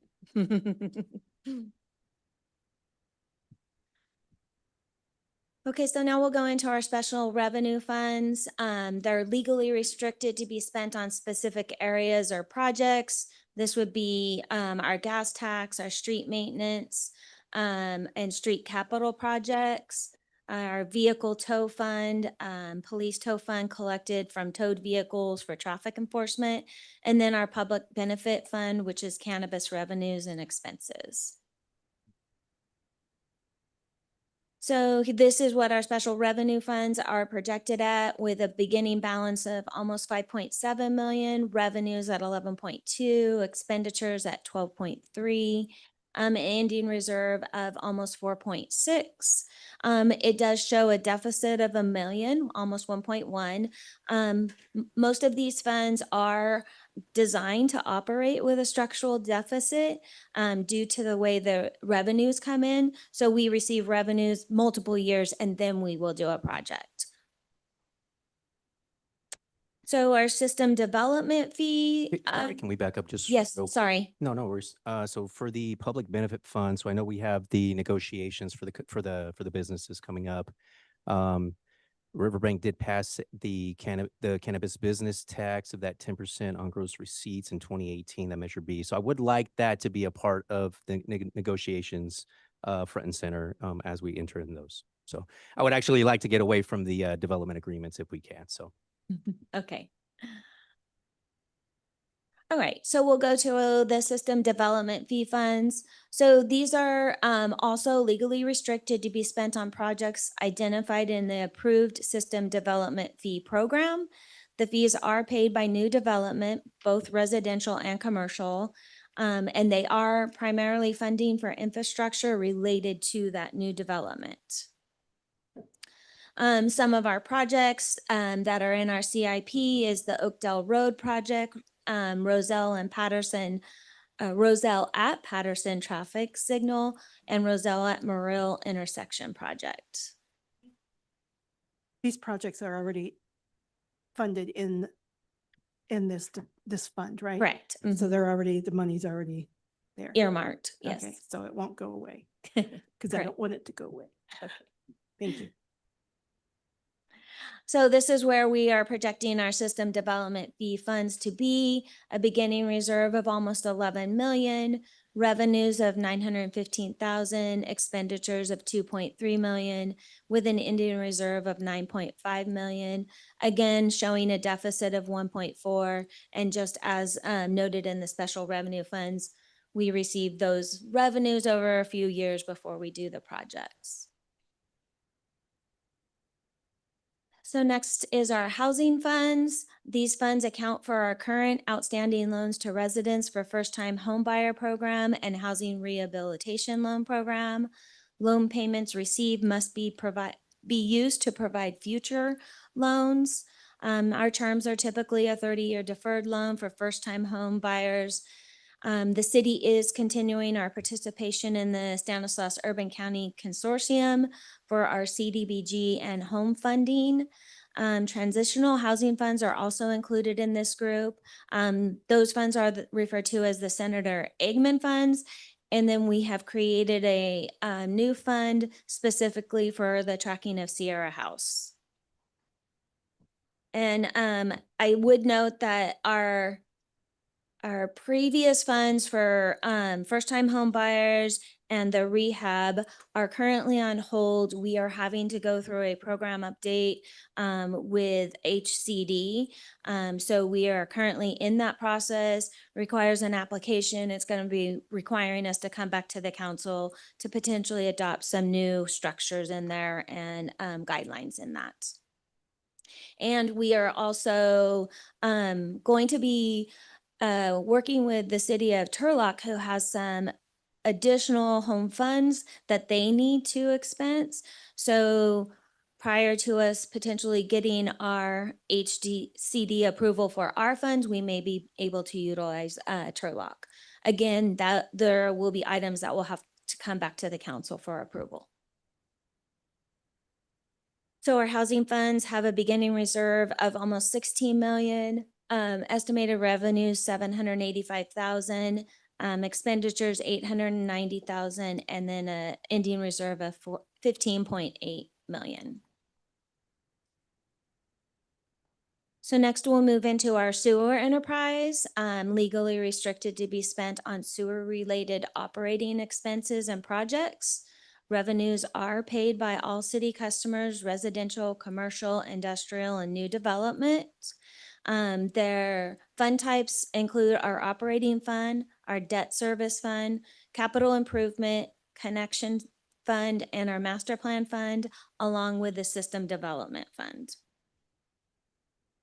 So 99% of the revenues are from user fees, projected to increase at 4.1% due to our rate adjustments, trend growth, and prior underestimated revenues.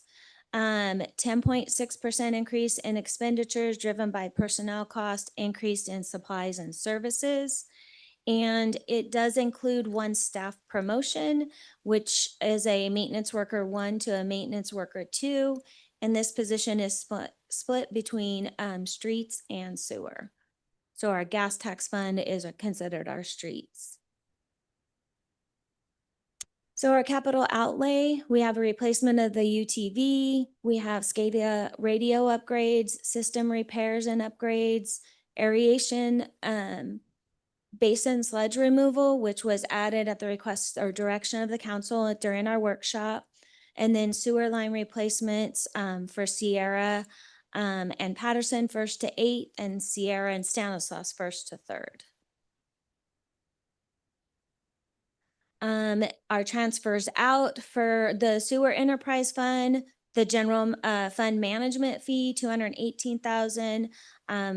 All the revenues that are received come into the operating fund. So we transfer out to cover the debt service that is included in those revenues and to the capital fund. So those are all within the sewer funds. So the operating fund is transferring to the debt service and to the capital fund. So for our sewer enterprise funds, we're projected a 17.3 million beginning reserve, revenues at 10.4, expenditures at 8.4 million, and then ending reserve at 19.3. And there is actually a structural surplus in this fund of 2 million. Our water enterprise fund, just the same as sewer, they are legally restricted to be spent on water-related items. Revenues are paid by all city customers, residential, commercial, industrial, and new development. The funds in these enterprise funds is our operating fund, capital improvement fund, and the connection fund. There's also a system development fund on this one too. Sorry, I missed that. 99% of the revenues are from our user fees, and they have a projected increase of 6.47, which is primarily driven by growth, No, we have not had rate adjustments in our water rates since 2019. The expenditures have a projected 2.69% increase, personnel cost an increase to supplies and services. The budget does include the one promotion from a water distribution operator two to a senior water distribution operator. There was a additional position requested for a water meter technician, but it has been deferred. It is later on in this meeting, council will be seeing, we went out for an RFP to do a water rate study, and we're asking to award that. So at this time, we didn't feel it appropriate to include the water meter technician. Our capital outlay in this fund has been limited to those that are needed primarily to stay compliant in the fund. Our chlorine equipment for multiple well sites, tree removal at 2 well sites due to safety concerns, SCADA software upgrades, interior inspection and cleaning of 2 water storage tanks, 2nd Street water storage tank exterior painting, and then an annual well rehab. And then our transfer outs in the water fund is to our general fund for management fee, and then from the operating to the water capital fund of $250,000. So during our workshop, it was asked if this fund was going into a deficit with this budget. After reviewing between the workshop and now, it does look like this fund is at risk of going into a deficit in this fiscal year of approximately $334,000. The projected revenues are at 3.8, our expenditures are at 4.8, meaning our ending reserve would be at a deficit of 1.3 million. So between the funds, the revenues and the expenditures, we're at $1 million deficit almost. And eventually the general fund would have to subsidize the water operating fund at that point, correct? In order to fund the cash and to continue the operations, yes. But technically you would want that to be reflected in your rates. Right.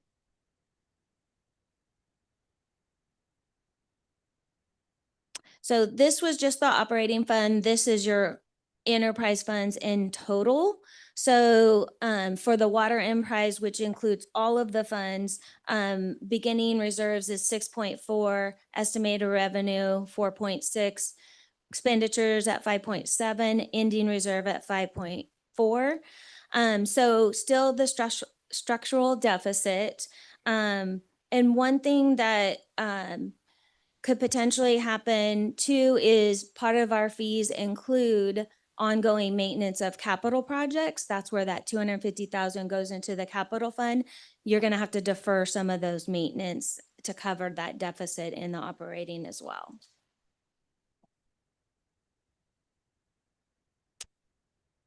So for citywide, our beginning reserves are at 62.5, are estimated at 62.5 million. Revenues at almost 44 million, expenditures at 48, and our ending reserve at 58.2 million, with a structural deficit of 4,351,000. So that is all I have. I can answer any questions you may have. Thank you. Are there questions, comments from council? So for me, we had asked to see a breakdown of the city council spend. So I know we took that 1.2 million out of that. I noticed that, but it's still at 500 something thousand. And then I noticed in our proposed budget packet I had printed, there was a line that noted the pie chart of 500 and whatever thousand. But then in the verbiage, it said the city council share is 620,000. So obviously we pulled some additional monies out of that. So it says 560, 332, but then in the verbiage, it says 620. So we pulled money out there. And I'd still like to see because I mean, 900, 900, 900, 900, 1200, over 52 weeks or 12 months. It still doesn't equal over 500,000. So I'm just curious what else is in it. And I know there was some other items like the Sierra House possibly that was in it, unless we pulled it out. No, Sierra House is in there, so that would be the largest chunk that's in there. Which on the sheet is 200. So I just want to know what the breakdown is. Sierra House itself is 336,000. With regards to other expenses, so we have, of course, the salaries that goes along with benefits.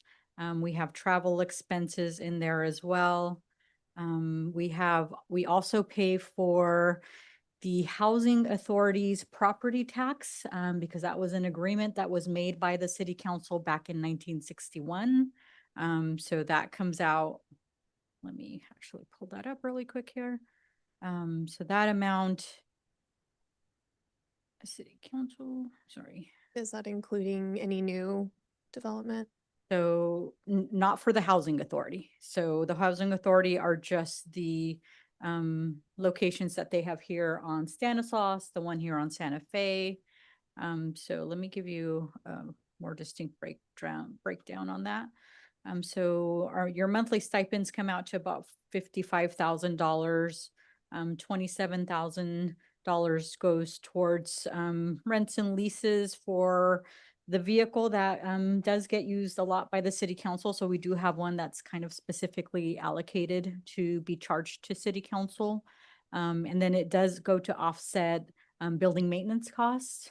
So that total is about 27,000. We do pay for translation services for city council. So that's our Wordly, or if we need to hire a translator for any of our meetings, we have funds allocated for $20,000. Adopt a Drain, the team building, your utility newsletter, that does get funded through the city council's account. So that totals about 43,000.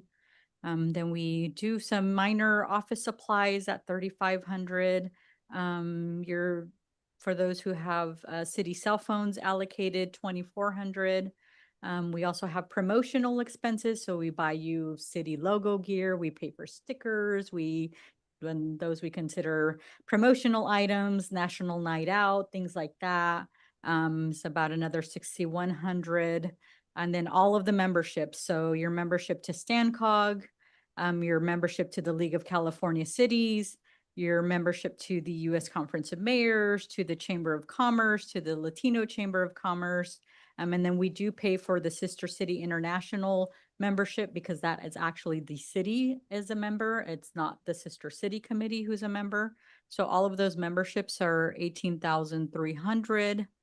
And then we have all of your travel, so that we allocate about $20,000 to everybody's travel throughout all of the year. I mentioned the Housing Authority fire assessments. Those are about $30,000 per year.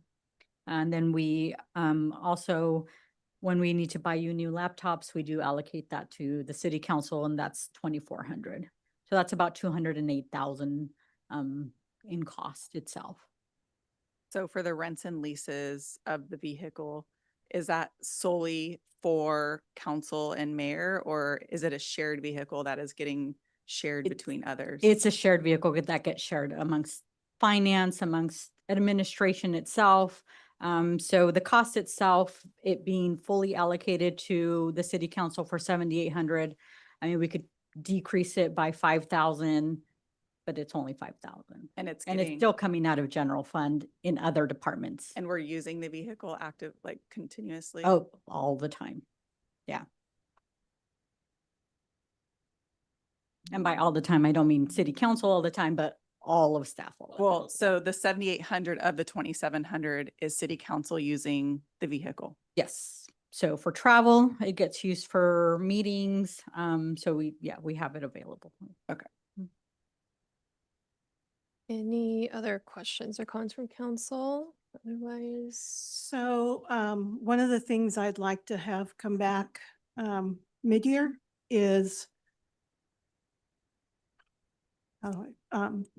grants, loans, money that we can get now that we have approved our housing element. We want to make sure we secure that Sierra that we lost, make sure we get that back. And any other funding that we can get mid-year, I'd like to see that come back. Maybe have some updates on what we're finding, not necessarily come to council, but maybe on the annual or the monthly, what is that called? Bi-weekly, yeah. Just so we know that we're checking to see what we can get. I'm sure there's some money out there that we can use to pay for Sierra House, pay for sewer, water, no, I'm just kidding. Just different things and make sure that we're capturing all those so we can reduce, get our deficit back up. Thank you. All right, we are going to open this up for public hearing. Is there any public comment or online?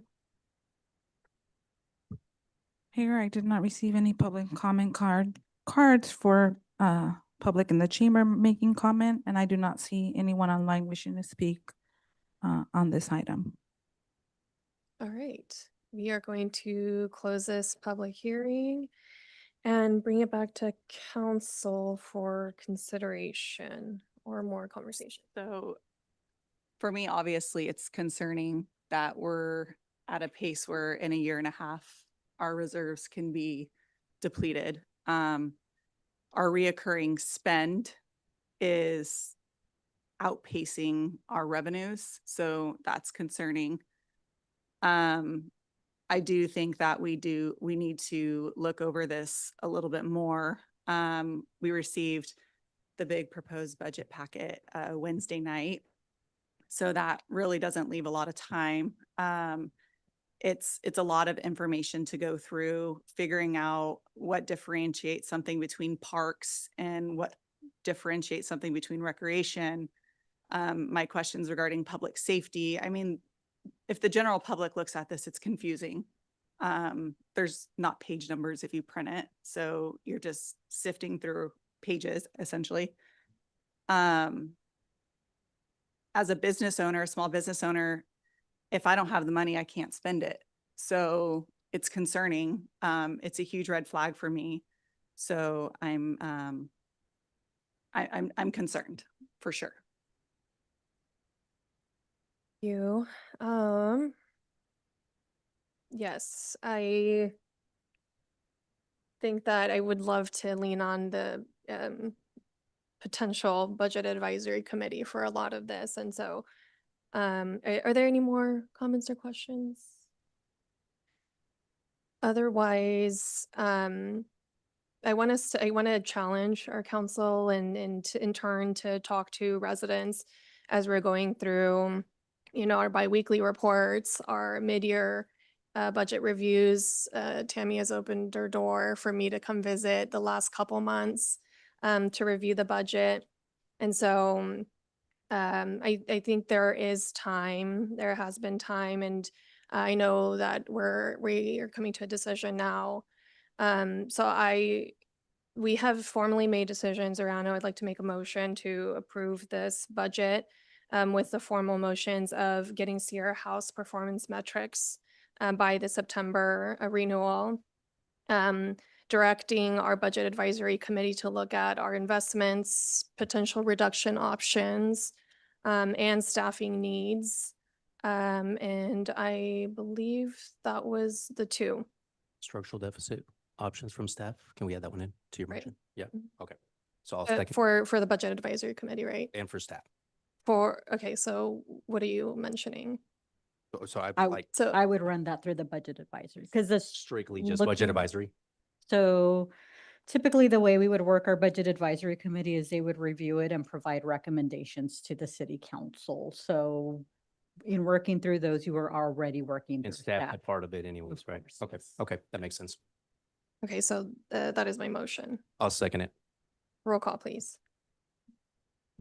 Councilmember Uribe, Yes. Councilmember Fosse, So that means we're not approving the police officer, any of the additional positions at this point. So budget as is. the motion is to approve the budget with Sierra House performance metrics and directing the budget advisory committee. And No And that's change it. Mhm. in this. Okay, yes. Yes. Councilmember Call? No. Vice Mayor Pimentel?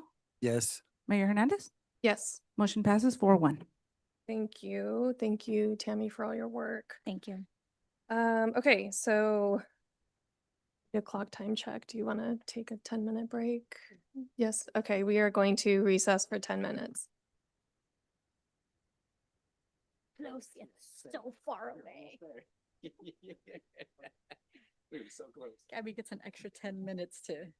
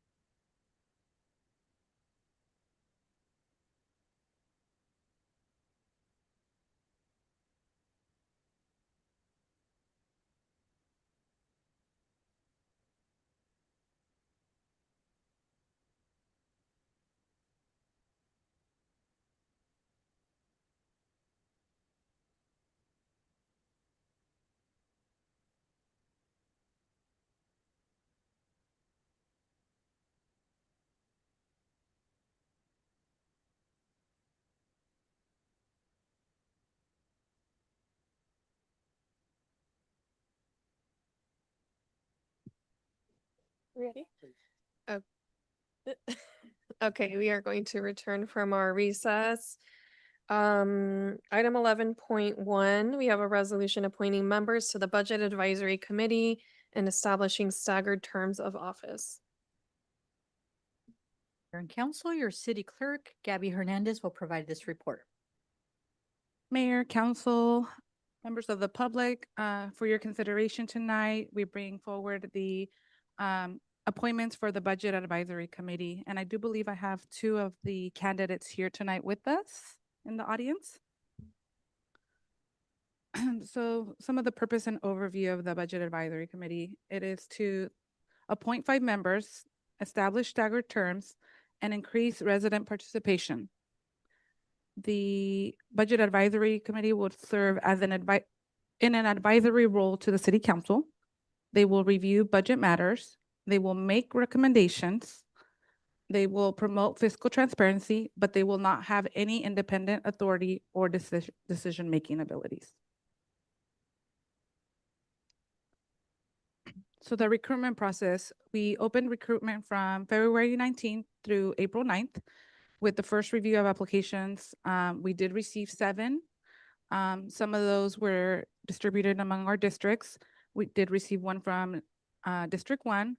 We did not receive any applications from District 2. District 3 received 2 applications. District 4 received 4 applications.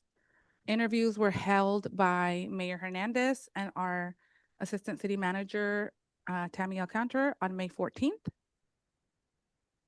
And we did interview all 7 applicants. Some of the evaluation criteria that was used for the ranking and interview was their qualifications, their interest in public service, their communication skills, their collaboration, and their overall ranking score. So tonight we are recommending the following residents to 2-year terms, which are Dr. Janet Nunez Pineda from District 4, Seabree Dillard from District 3, Kimberly Lainez from District 1. For 1-year terms, we are recommending Mr. Michael Christie in District 4 and Mr. Mark Heisinger, District 4. So some of the benefits of having staggered terms are to have continuity, institutional knowledge, balanced future recruitment, and consistent committee leadership.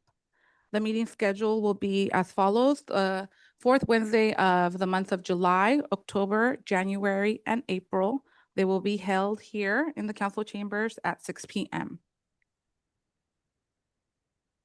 So the recommendation tonight is to adopt the resolution appointing the 5 members to the Budget Advisory Committee and establishing staggered terms effective July 1st of this year. That is all Thank I you. have. Oh, thank you. Are there any council comments or questions? Yeah, I was curious why the primary for the Budget Advisory Committee wasn't a part of the interview process, Unfortunately, that primary was out of town. or alternate perhaps. And then also what the questions look like or what the scores look like. It's interesting that the 2 men are on the bottom for the 1-year term and the women are on the top for the 2-year term. So I'm just kind of curious of what the scores look like and how they were scored. And then also why somebody who wasn't going to be on the committee wasn't part of the interview process. Then if we can get clarification, the 1-year terms turn into a 2-year terms, correct, for the staggering? Is that not correct? No. Well, they can reapply for a Reapply. 2-year term. Got it. So just for this one, it's a 1, they'll reapply for a 2, and then the 1-year terms are gone, correct? So it's staggered. Yeah, Okay, thank you. Yeah, and Councilmember Call, typically, we do just actually have the mayor interviewing on their own for our planning commission, our budget advisory. This time around, we did invite our director of finance to join the mayor in that. But no, we did not seek the primary alternate for to be a part of the interview panel. Yeah, and typically the planning commission applications are a part of the report, but I didn't see any of the applications or anything for that matter in regards to those folks who applied for the Budget Advisory Committee. So I was just curious of the process to ensure that it is a transparent process, and that maybe we have a little more information like other commissions or committees. Yeah, so the applications are available if anyone wishes to see them, and they are public record. We did not include them in the packet just because of private reasons, confidential. We could redact them and put them in there, and like I said, they are available for anyone. We typically like to keep those that did not make the committee private. They are aware that it's public, but some of them like to keep their personal information private. We did receive comments from our last recruitment that their applications and their information was made public and they did not want to be included in the packet. But yes, for future, we would like to include primary and alternate in the interview process. But like I said, we typically don't do that. So something that we could do is, because the bylaws stipulate that the mayor makes the appointments, is that we can bring back the bylaws if there's some changes that would like to be made. I would like to see that for sure. And as far as the why the candidates were placed in the 2-year terms and the 1-year terms, that was just based on the ranking scores, actually. Right, which is why I'm curious what the ranking scores were and how they scored, so that we could see them and see maybe how that happened. But And those are available for you to see. And just anecdotally, Tammy and I scored separately and had conversations at the very end. Could we go back to the names? Yeah. I will say, and I'm not gonna pinpoint anybody, but I will say these 5 were the strongest, all with interest in our, fiscal health, all with the different types of experience, many of which it'll be their first time participating in civic service. And so, and even talking to them through clearly, we expect you to show up for these meetings. They're only 4 times a year. And I would say, I'm trying to think of some general, but yeah, no, we felt strongly about all of them. And even the others, I think we had hopes would interview strongly, but these 5 ended up being the most, and I would say true to the different strategies that you had put out in terms of collaboration and future collaboration with staff, with council, and with each other, and just general interest in the city. So, yeah. obviously I'm happy because 3 of them are from District 4. But and then I also, when we do bring bylaws, if we're able to bring them back, I would also like to make a proposal for Stan County Taxpayer Association to be a part of it, because it is taxpayer funds that we're looking after.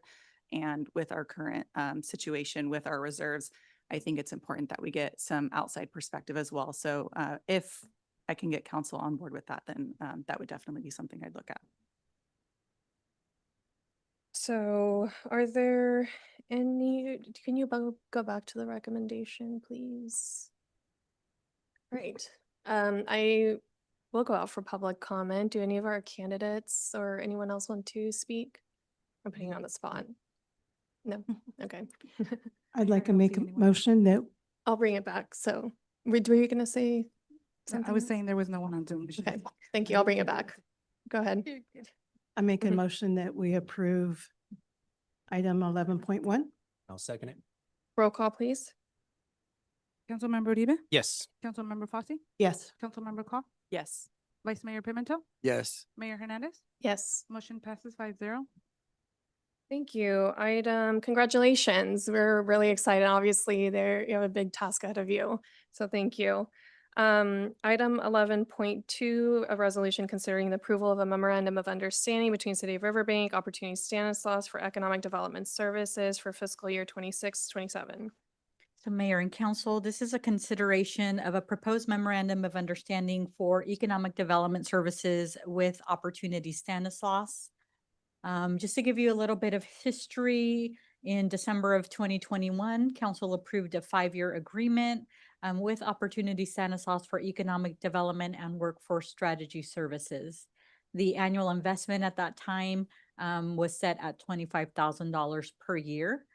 During the fiscal year 25-26 budget, so a year ago today, during that presentation, a majority of council did request a review of that memorandum of understanding to evaluate the services being received. On September 9th, council directed staff to evaluate potential amendments to the MOU. And subsequently, Councilmember Call, myself, and Dave White, who's the Opportunity Stanislaus CEO and has joined us today, did meet to discuss potential programs and opportunities to the city. So in November, we did come back with a presentation that discussed what those programs and opportunities could possibly be that are available to the city. So I'll go over those pretty quickly since we did go through those in depth back in November. So we talked about some downtown revitalization and small business growth strategies by providing retail leak analysis with some SBDC support for our businesses.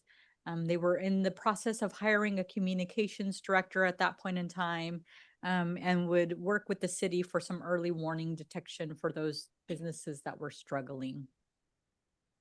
Under industrial and commercial development, they would host development tours for interested developers and host brew and builds to bring local business owners and city officials for collaborative discussions. Under workforce and education partnership, doing some talent development programs and taking advantage of those that are already offered such as leadership courses for employees. And then they also assist with recruitments and training. So that could be another method for us to put word out of any vacancies that we have. Bolt on the go, having the accessibility to Volt grants by receiving a credit of 1/2 of our investment to provide grants for residents to attend, and developing employee surveys or perform any skill gap analysis that we might need.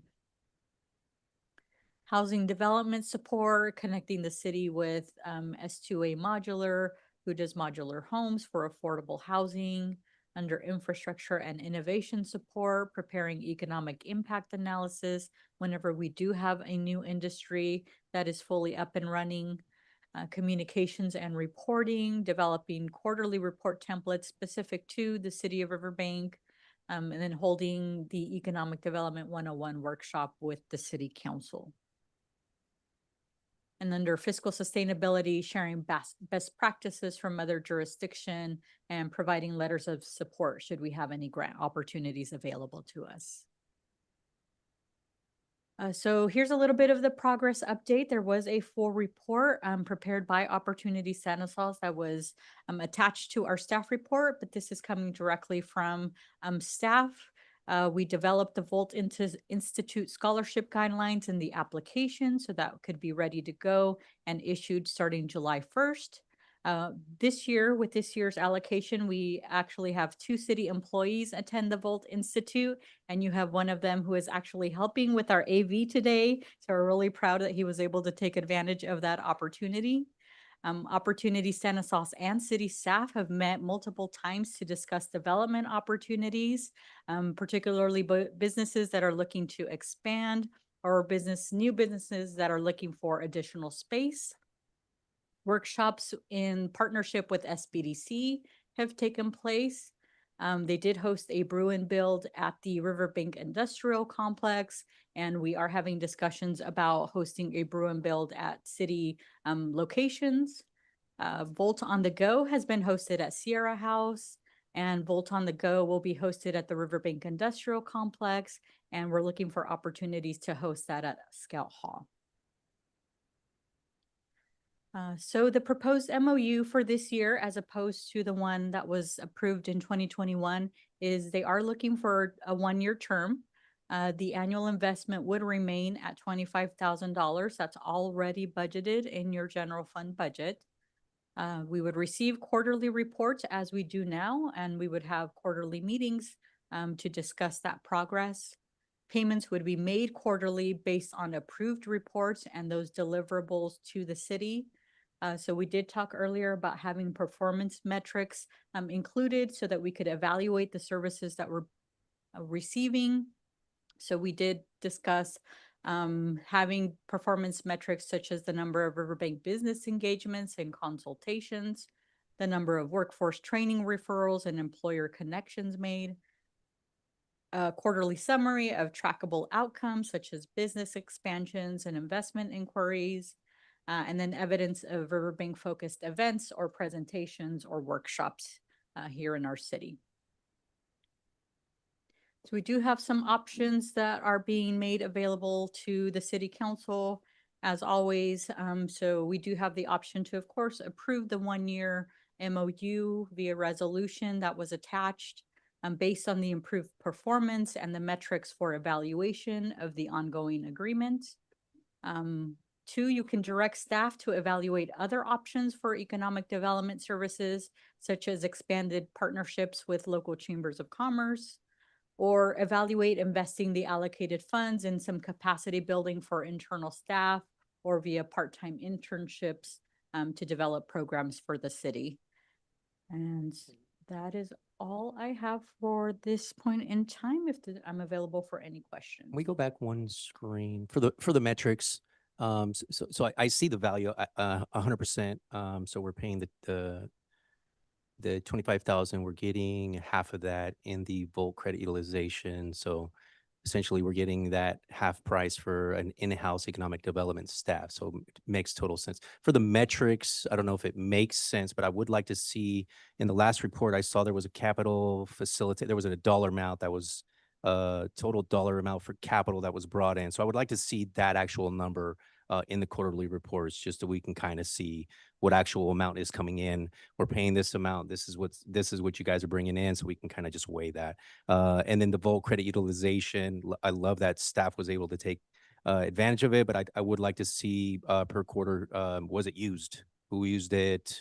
Just that information, just so we can kind of see like who's taking advantage of it. So.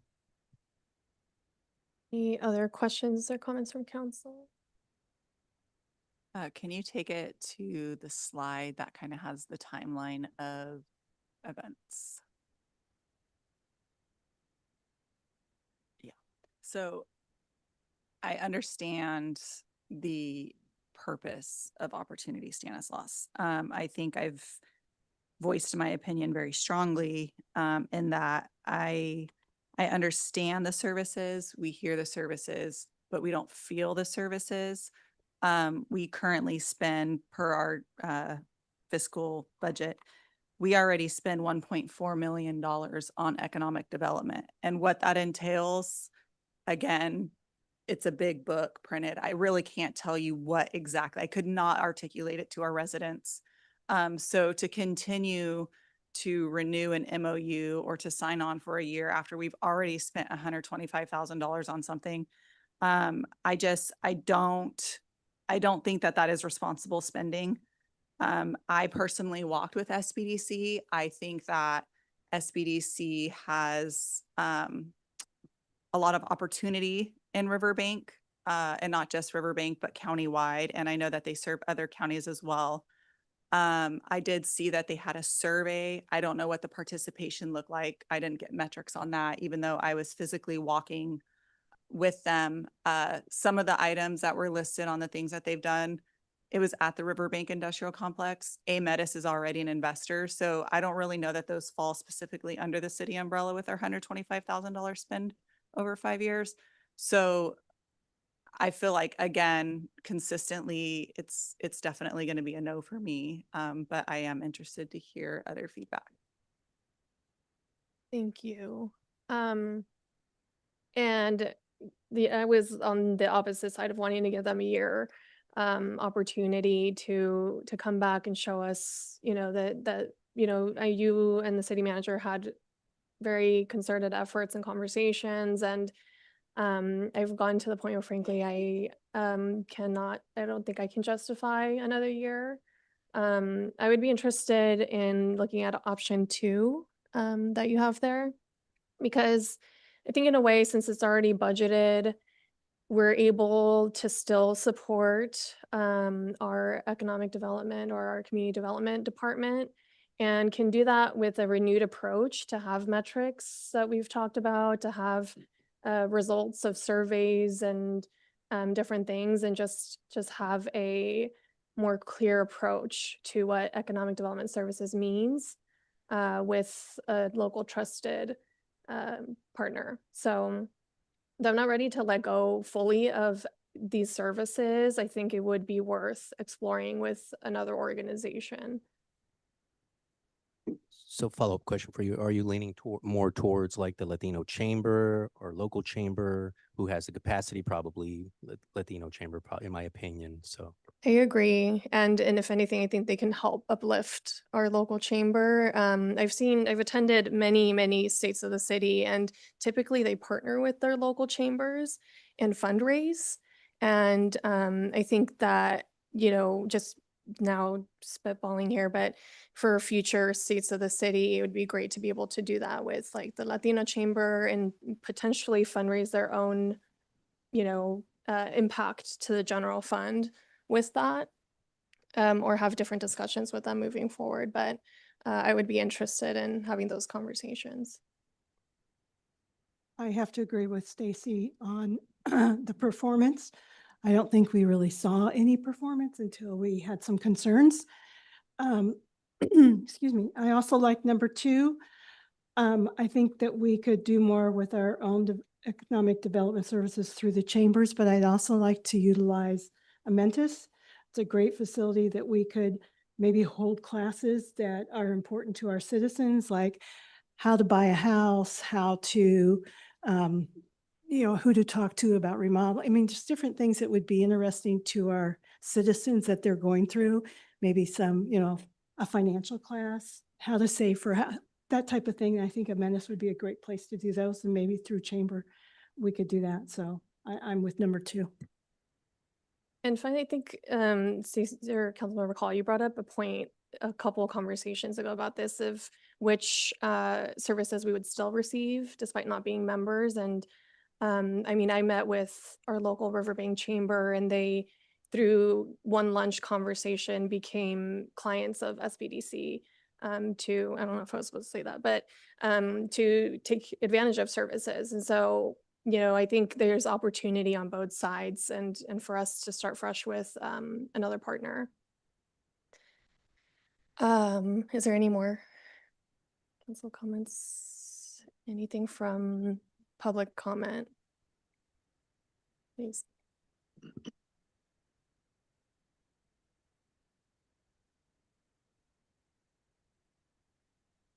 Were incorrect on the report. We did hold a Volt on the Go at the Riverbank Industrial Complex. We had 25 people in attendance, and none of them were from Metis, by the way. And so, yes, we use that facility a lot because it's a good facility. And Volt on the Go has been a major change agent in our county.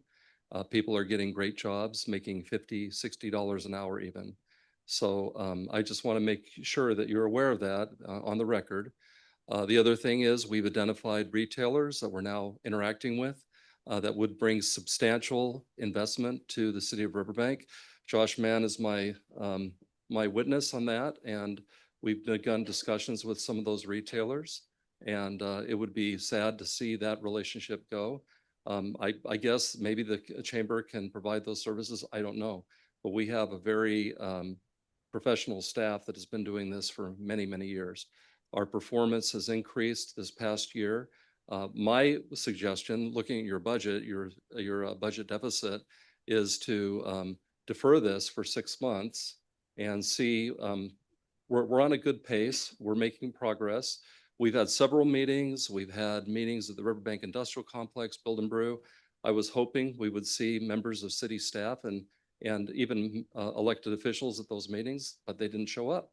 So it's hard for me to convey activity and success when we don't have participation of the city. It kind of goes both ways. And we had a great brew and build at the Riverbank Industrial Complex. Our SBDC by law, they are not allowed to divulge confidential information about clients. No SBDC in the country can do that. They cannot do that by law. And so, so that's why you can't get detailed information about specific companies. But I know there has been an increase in services by the SBDC. We're heading a procurement program throughout the county. I'm hopeful that the city of Riverbank would participate in that. And so, you know, this city, we've worked very hard this past year with the city, and it's getting even better. So my suggestion is to defer for 6 months, see what happens, see how we can improve and increase, build on the momentum that we've already had. The mayor is a member of our board of directors, and I would hope for, you know, continued participation there on the board. We have a number of companies. Boyette Petroleum is an investor in OS. We're working very closely with them on their relocation. We're working with them on increasing their staffing. That facility is going to be an amazing facility in the city of Riverbank. We're helping them get tax credits through the state, through the California Competes program.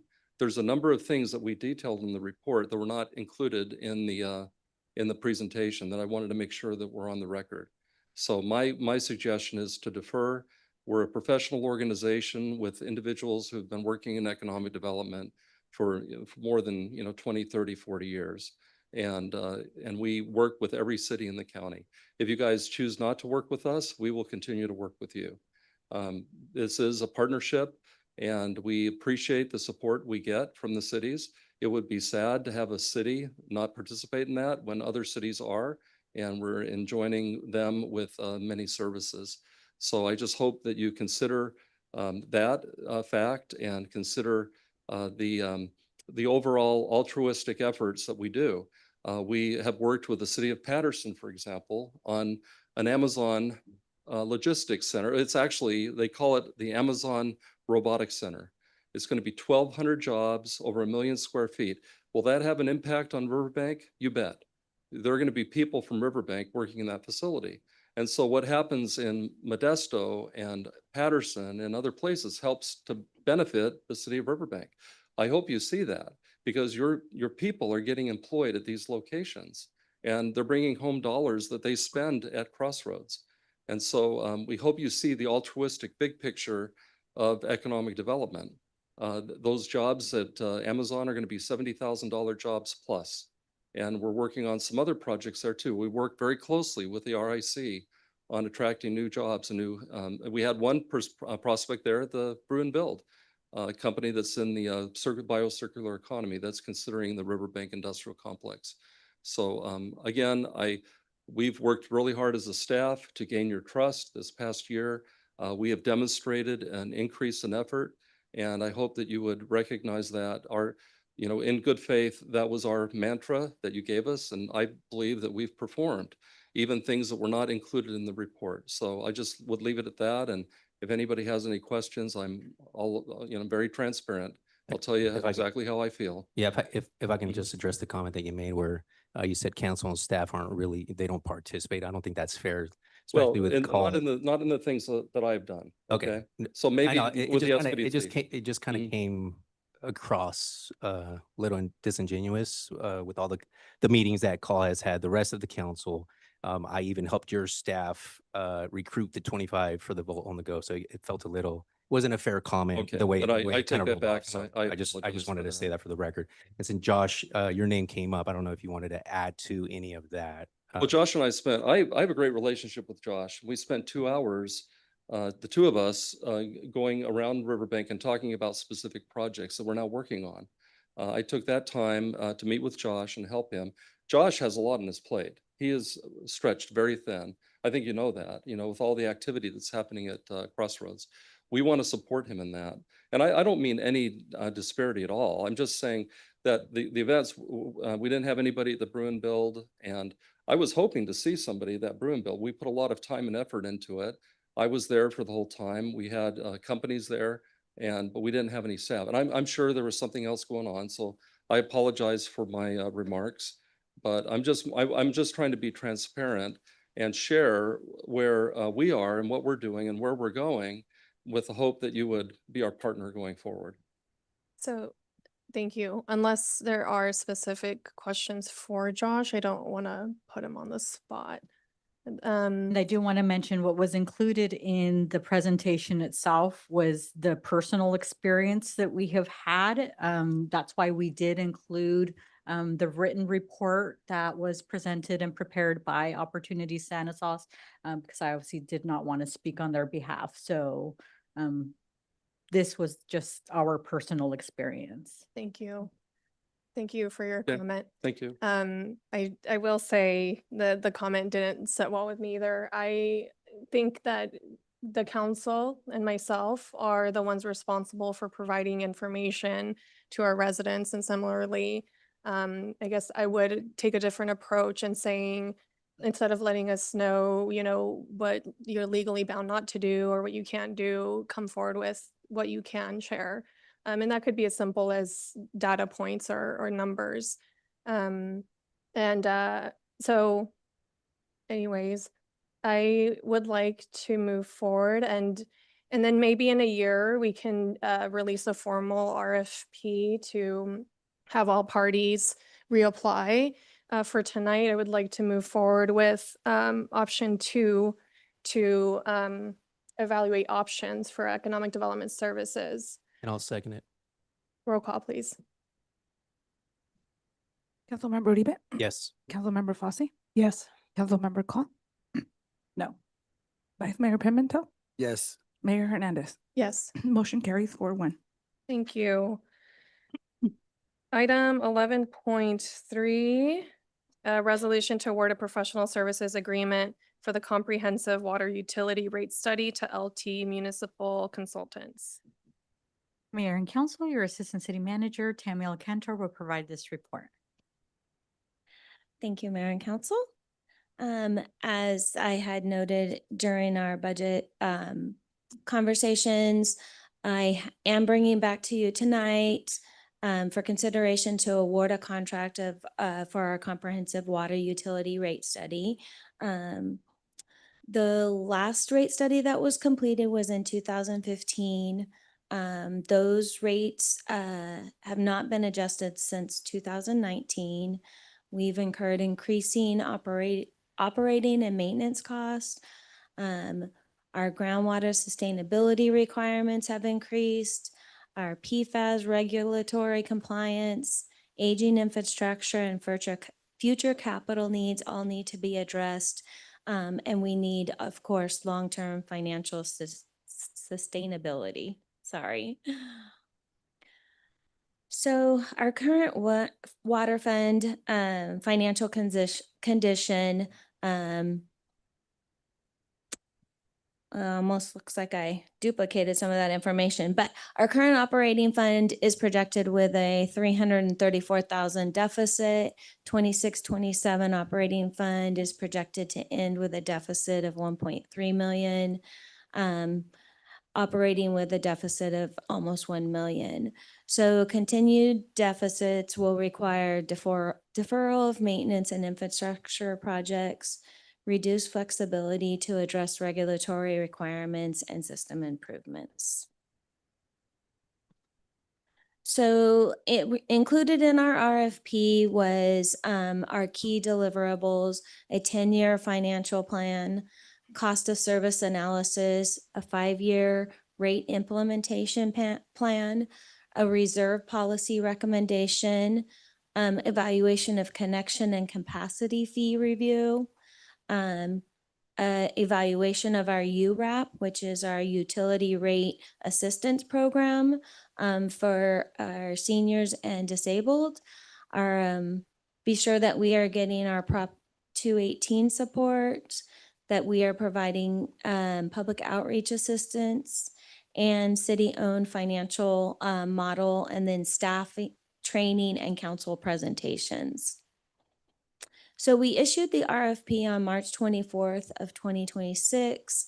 Proposals were due on April 21st of 2026, and we did receive 5 of those. After scoring the 5 proposals, there were 4 of them that were interviewed. And then the 3 panelists, which was myself, our Director of Public Works and the Assistant Finance Director all agreed that LT Municipal Consultants was the ideal consultant to go forward with. So why LT Municipal Consultants? They have an extensive California public agency experience. They do specialize in utility rate studies and Prop 218 compliance. They have experience here in the Central Valley and with other agencies. They do understand Riverbank's needs. They have comprehensive financial planning approach, a very strong public outreach and communication strategy, and they would provide the city with the city-owned Excel model for our rates.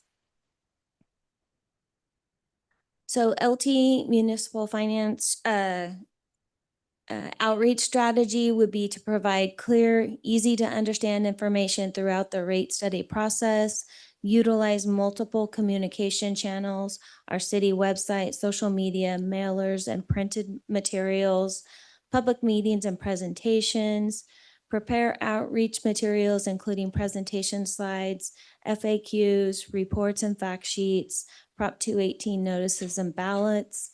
The goal, promote transparency, educate our ratepayers, and support informed community participation.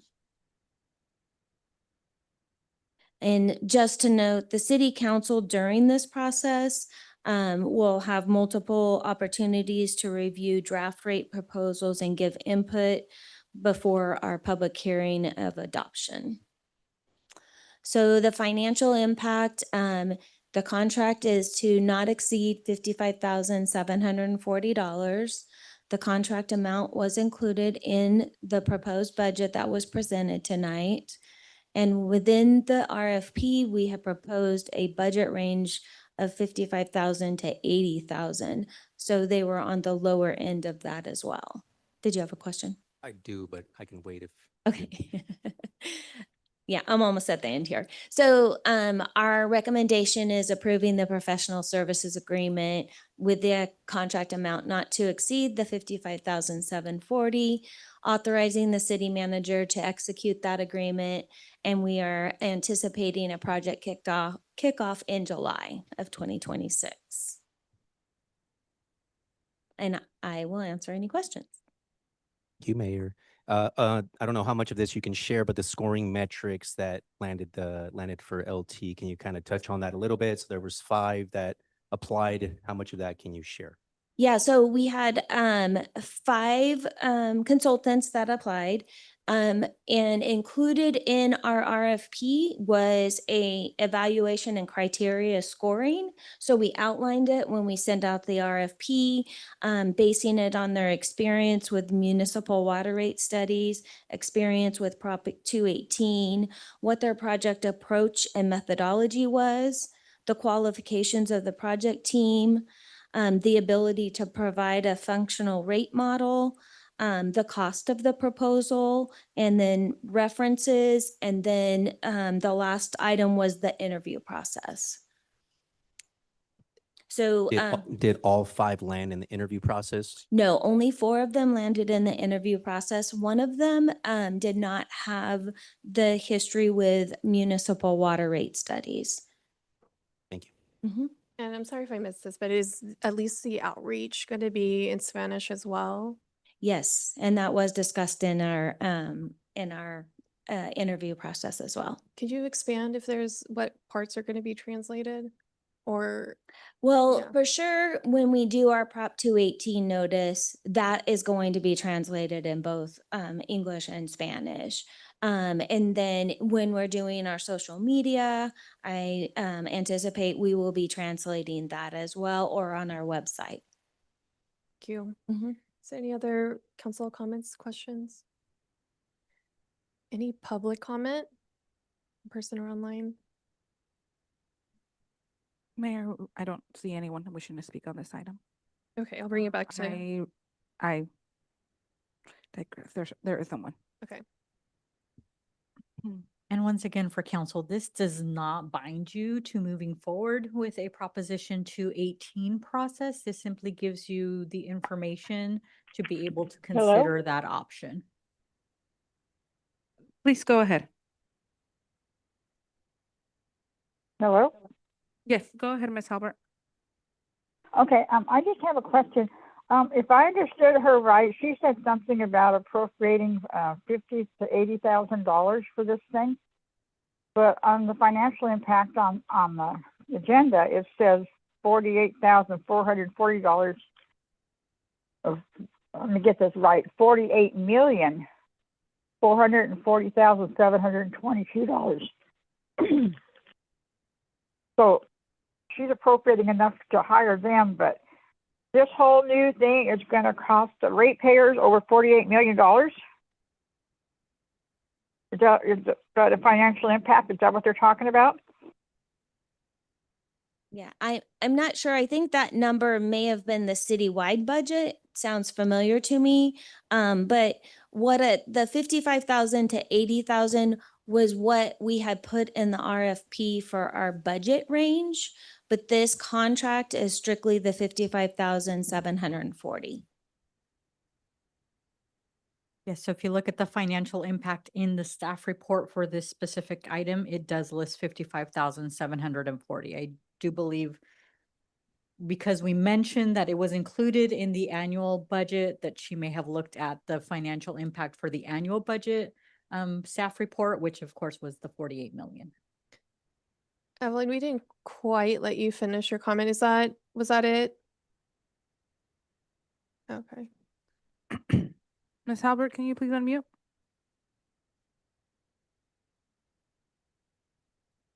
Okay. Ms. Halbert? Yes. Oh, Mayor. I just wondered what the 48 million was for, because that's what the financial impact shows. Yes, that is for the annual budget. So that was included in the staff report for the citywide annual budget, all of the funds. That's not the financial impact for this particular item. So that's not just for the water. So let's let her finish her comments. We don't go back and forth. Was that all your questions and comments? Yeah, that was my only question. I just wanted to clarify what financial impact was 48 million for the water. Okay, thank you. Okay, thank you. Yes. So no, the 48 million is not the impact for the water fund operating budget. It is for the entirety of all of the city's funds, including the general fund. Thank you. If there's no more public comment, I will bring it back to council for conversation or consideration. Okay, so I'll make a motion to approve item 11.3. Second. Roll call, please. Councilmember Uribe? Yes. Councilmember Fosse? Yes. Councilmember Call? Yes. Vice Mayor Pimentel? Yes. Mayor Hernandez? Yes. Motion carries 5-0. Thank you. Thank you. Okay, so staff report time 12.1. Just some very brief comments. All city offices will be closed Thursday, July 2nd and Friday, July 3rd for the 4th of July holiday. And the candidate nomination period will open on July 13th for the council member District 1 and District 3 seats. So if you have any questions, please contact the city clerk. And that is all from. Thank you, Vice Mayor. Thank you, Mayor. On the 18th, Red Robin did a fundraiser with Sister City. I want to thank you, Francis, and also Sister City is still taking applications for new members. If you'd like to reach out to me on Facebook, I will be at the July 4th bike parade. So register and come on down, and that's all I have. You, Councilmember Uribe. Thank you, Mayor. Just one quick comment. So I'd like to take a moment to share an upcoming community event. So following the success of our very first Park and Play on May 2nd, the kids asked us to bring it back. So we're going to do it again. This time we're going to be celebrating America's 250th birthday. So join us for America 250 Park and Play. It's going to be a free event for the whole family. Castleberg Park, 58458 8th Street. So Saturday, July 4th at 5:30 p.m. to 7:30 p.m. There's going to be free pizza, water for the kids, interactive games for all ages. Bring your game so we can share it. We're going to use the open park space there for the families. It's all free while supplies last. So I'll say that a couple of times. I want to thank the community for their support. We received games from Richard O'Brien. American Veterans First donated fireworks, so we'll be giving those out for free to the parents while supplies last. And the event is proudly sponsored by Love Our Neighbors. So whether it's your first time coming out, please bring your whole family, friends. Let's celebrate the 250 together. Thank you. Thank you. Councilmember Fosse. I'd like to thank the residents for their patience while North County and every other street in the Riverbank area gets constructed. I did go to the grand opening of the light at Roselle and 108, and I talked directly to the person that is in charge of the construction of the North County corridor, and he has told me, and I asked him twice to confirm, that it will most likely be open in October on Roselle Road. It may be closed periodically as they do any construction needs that they have, but their goal is to open Roselle in October 2026. Calm down. Don't get too excited. It is the county. Anyway, I'm very hopeful for that. I'm looking forward to working with the Budget Advisory Committee. I'm excited that we're going to start. So I will see all of them in July. And then in case any of you didn't get the number to report fireworks, the number is 209-552-2472, correct? If you want to write that down so that you can report any illegal fireworks in your area, please feel free to call so that we can get somebody over there and get it to stop. Thank you. Have a great 4th of July. Thank you, Councilmember Call. So first, I wanted to thank staff for putting together the proposed budget for FY 26 and 27. I know I mentioned that it's a little challenging to review. However, I do know there's a lot of time and energy and effort that goes into putting all of this together, and not just from our finance department or city manager, but from all of the departments in putting together your budgets. So I completely understand that, and I appreciate the work that you did. I want to continue to reinforce that. I am going to continue to question why we're dipping into our reserves. In the strategic plan, we use the words accountability and transparency. So it's our duty up here as council members to hold staff accountable to responsible spending and ensure there's transparency in the documents that we are reviewing, not just at a council level, but our general population. And so some follow-up that I'm looking at, especially after the Opportunity Stanislaus conversation and allocating the $25,000 elsewhere, I would like to see what that $1.4 million looks like that we're spending with economic development in our budget, and see maybe if there's other chambers or whatever else there may be that we're investing in that we don't know about, or what else falls under the economic development category that we can maybe clean up or opportunities to leverage. So I would definitely appreciate to do that. We hear from the Sandoval's, we see them at city levels, we see them on social media, we see them at a county level.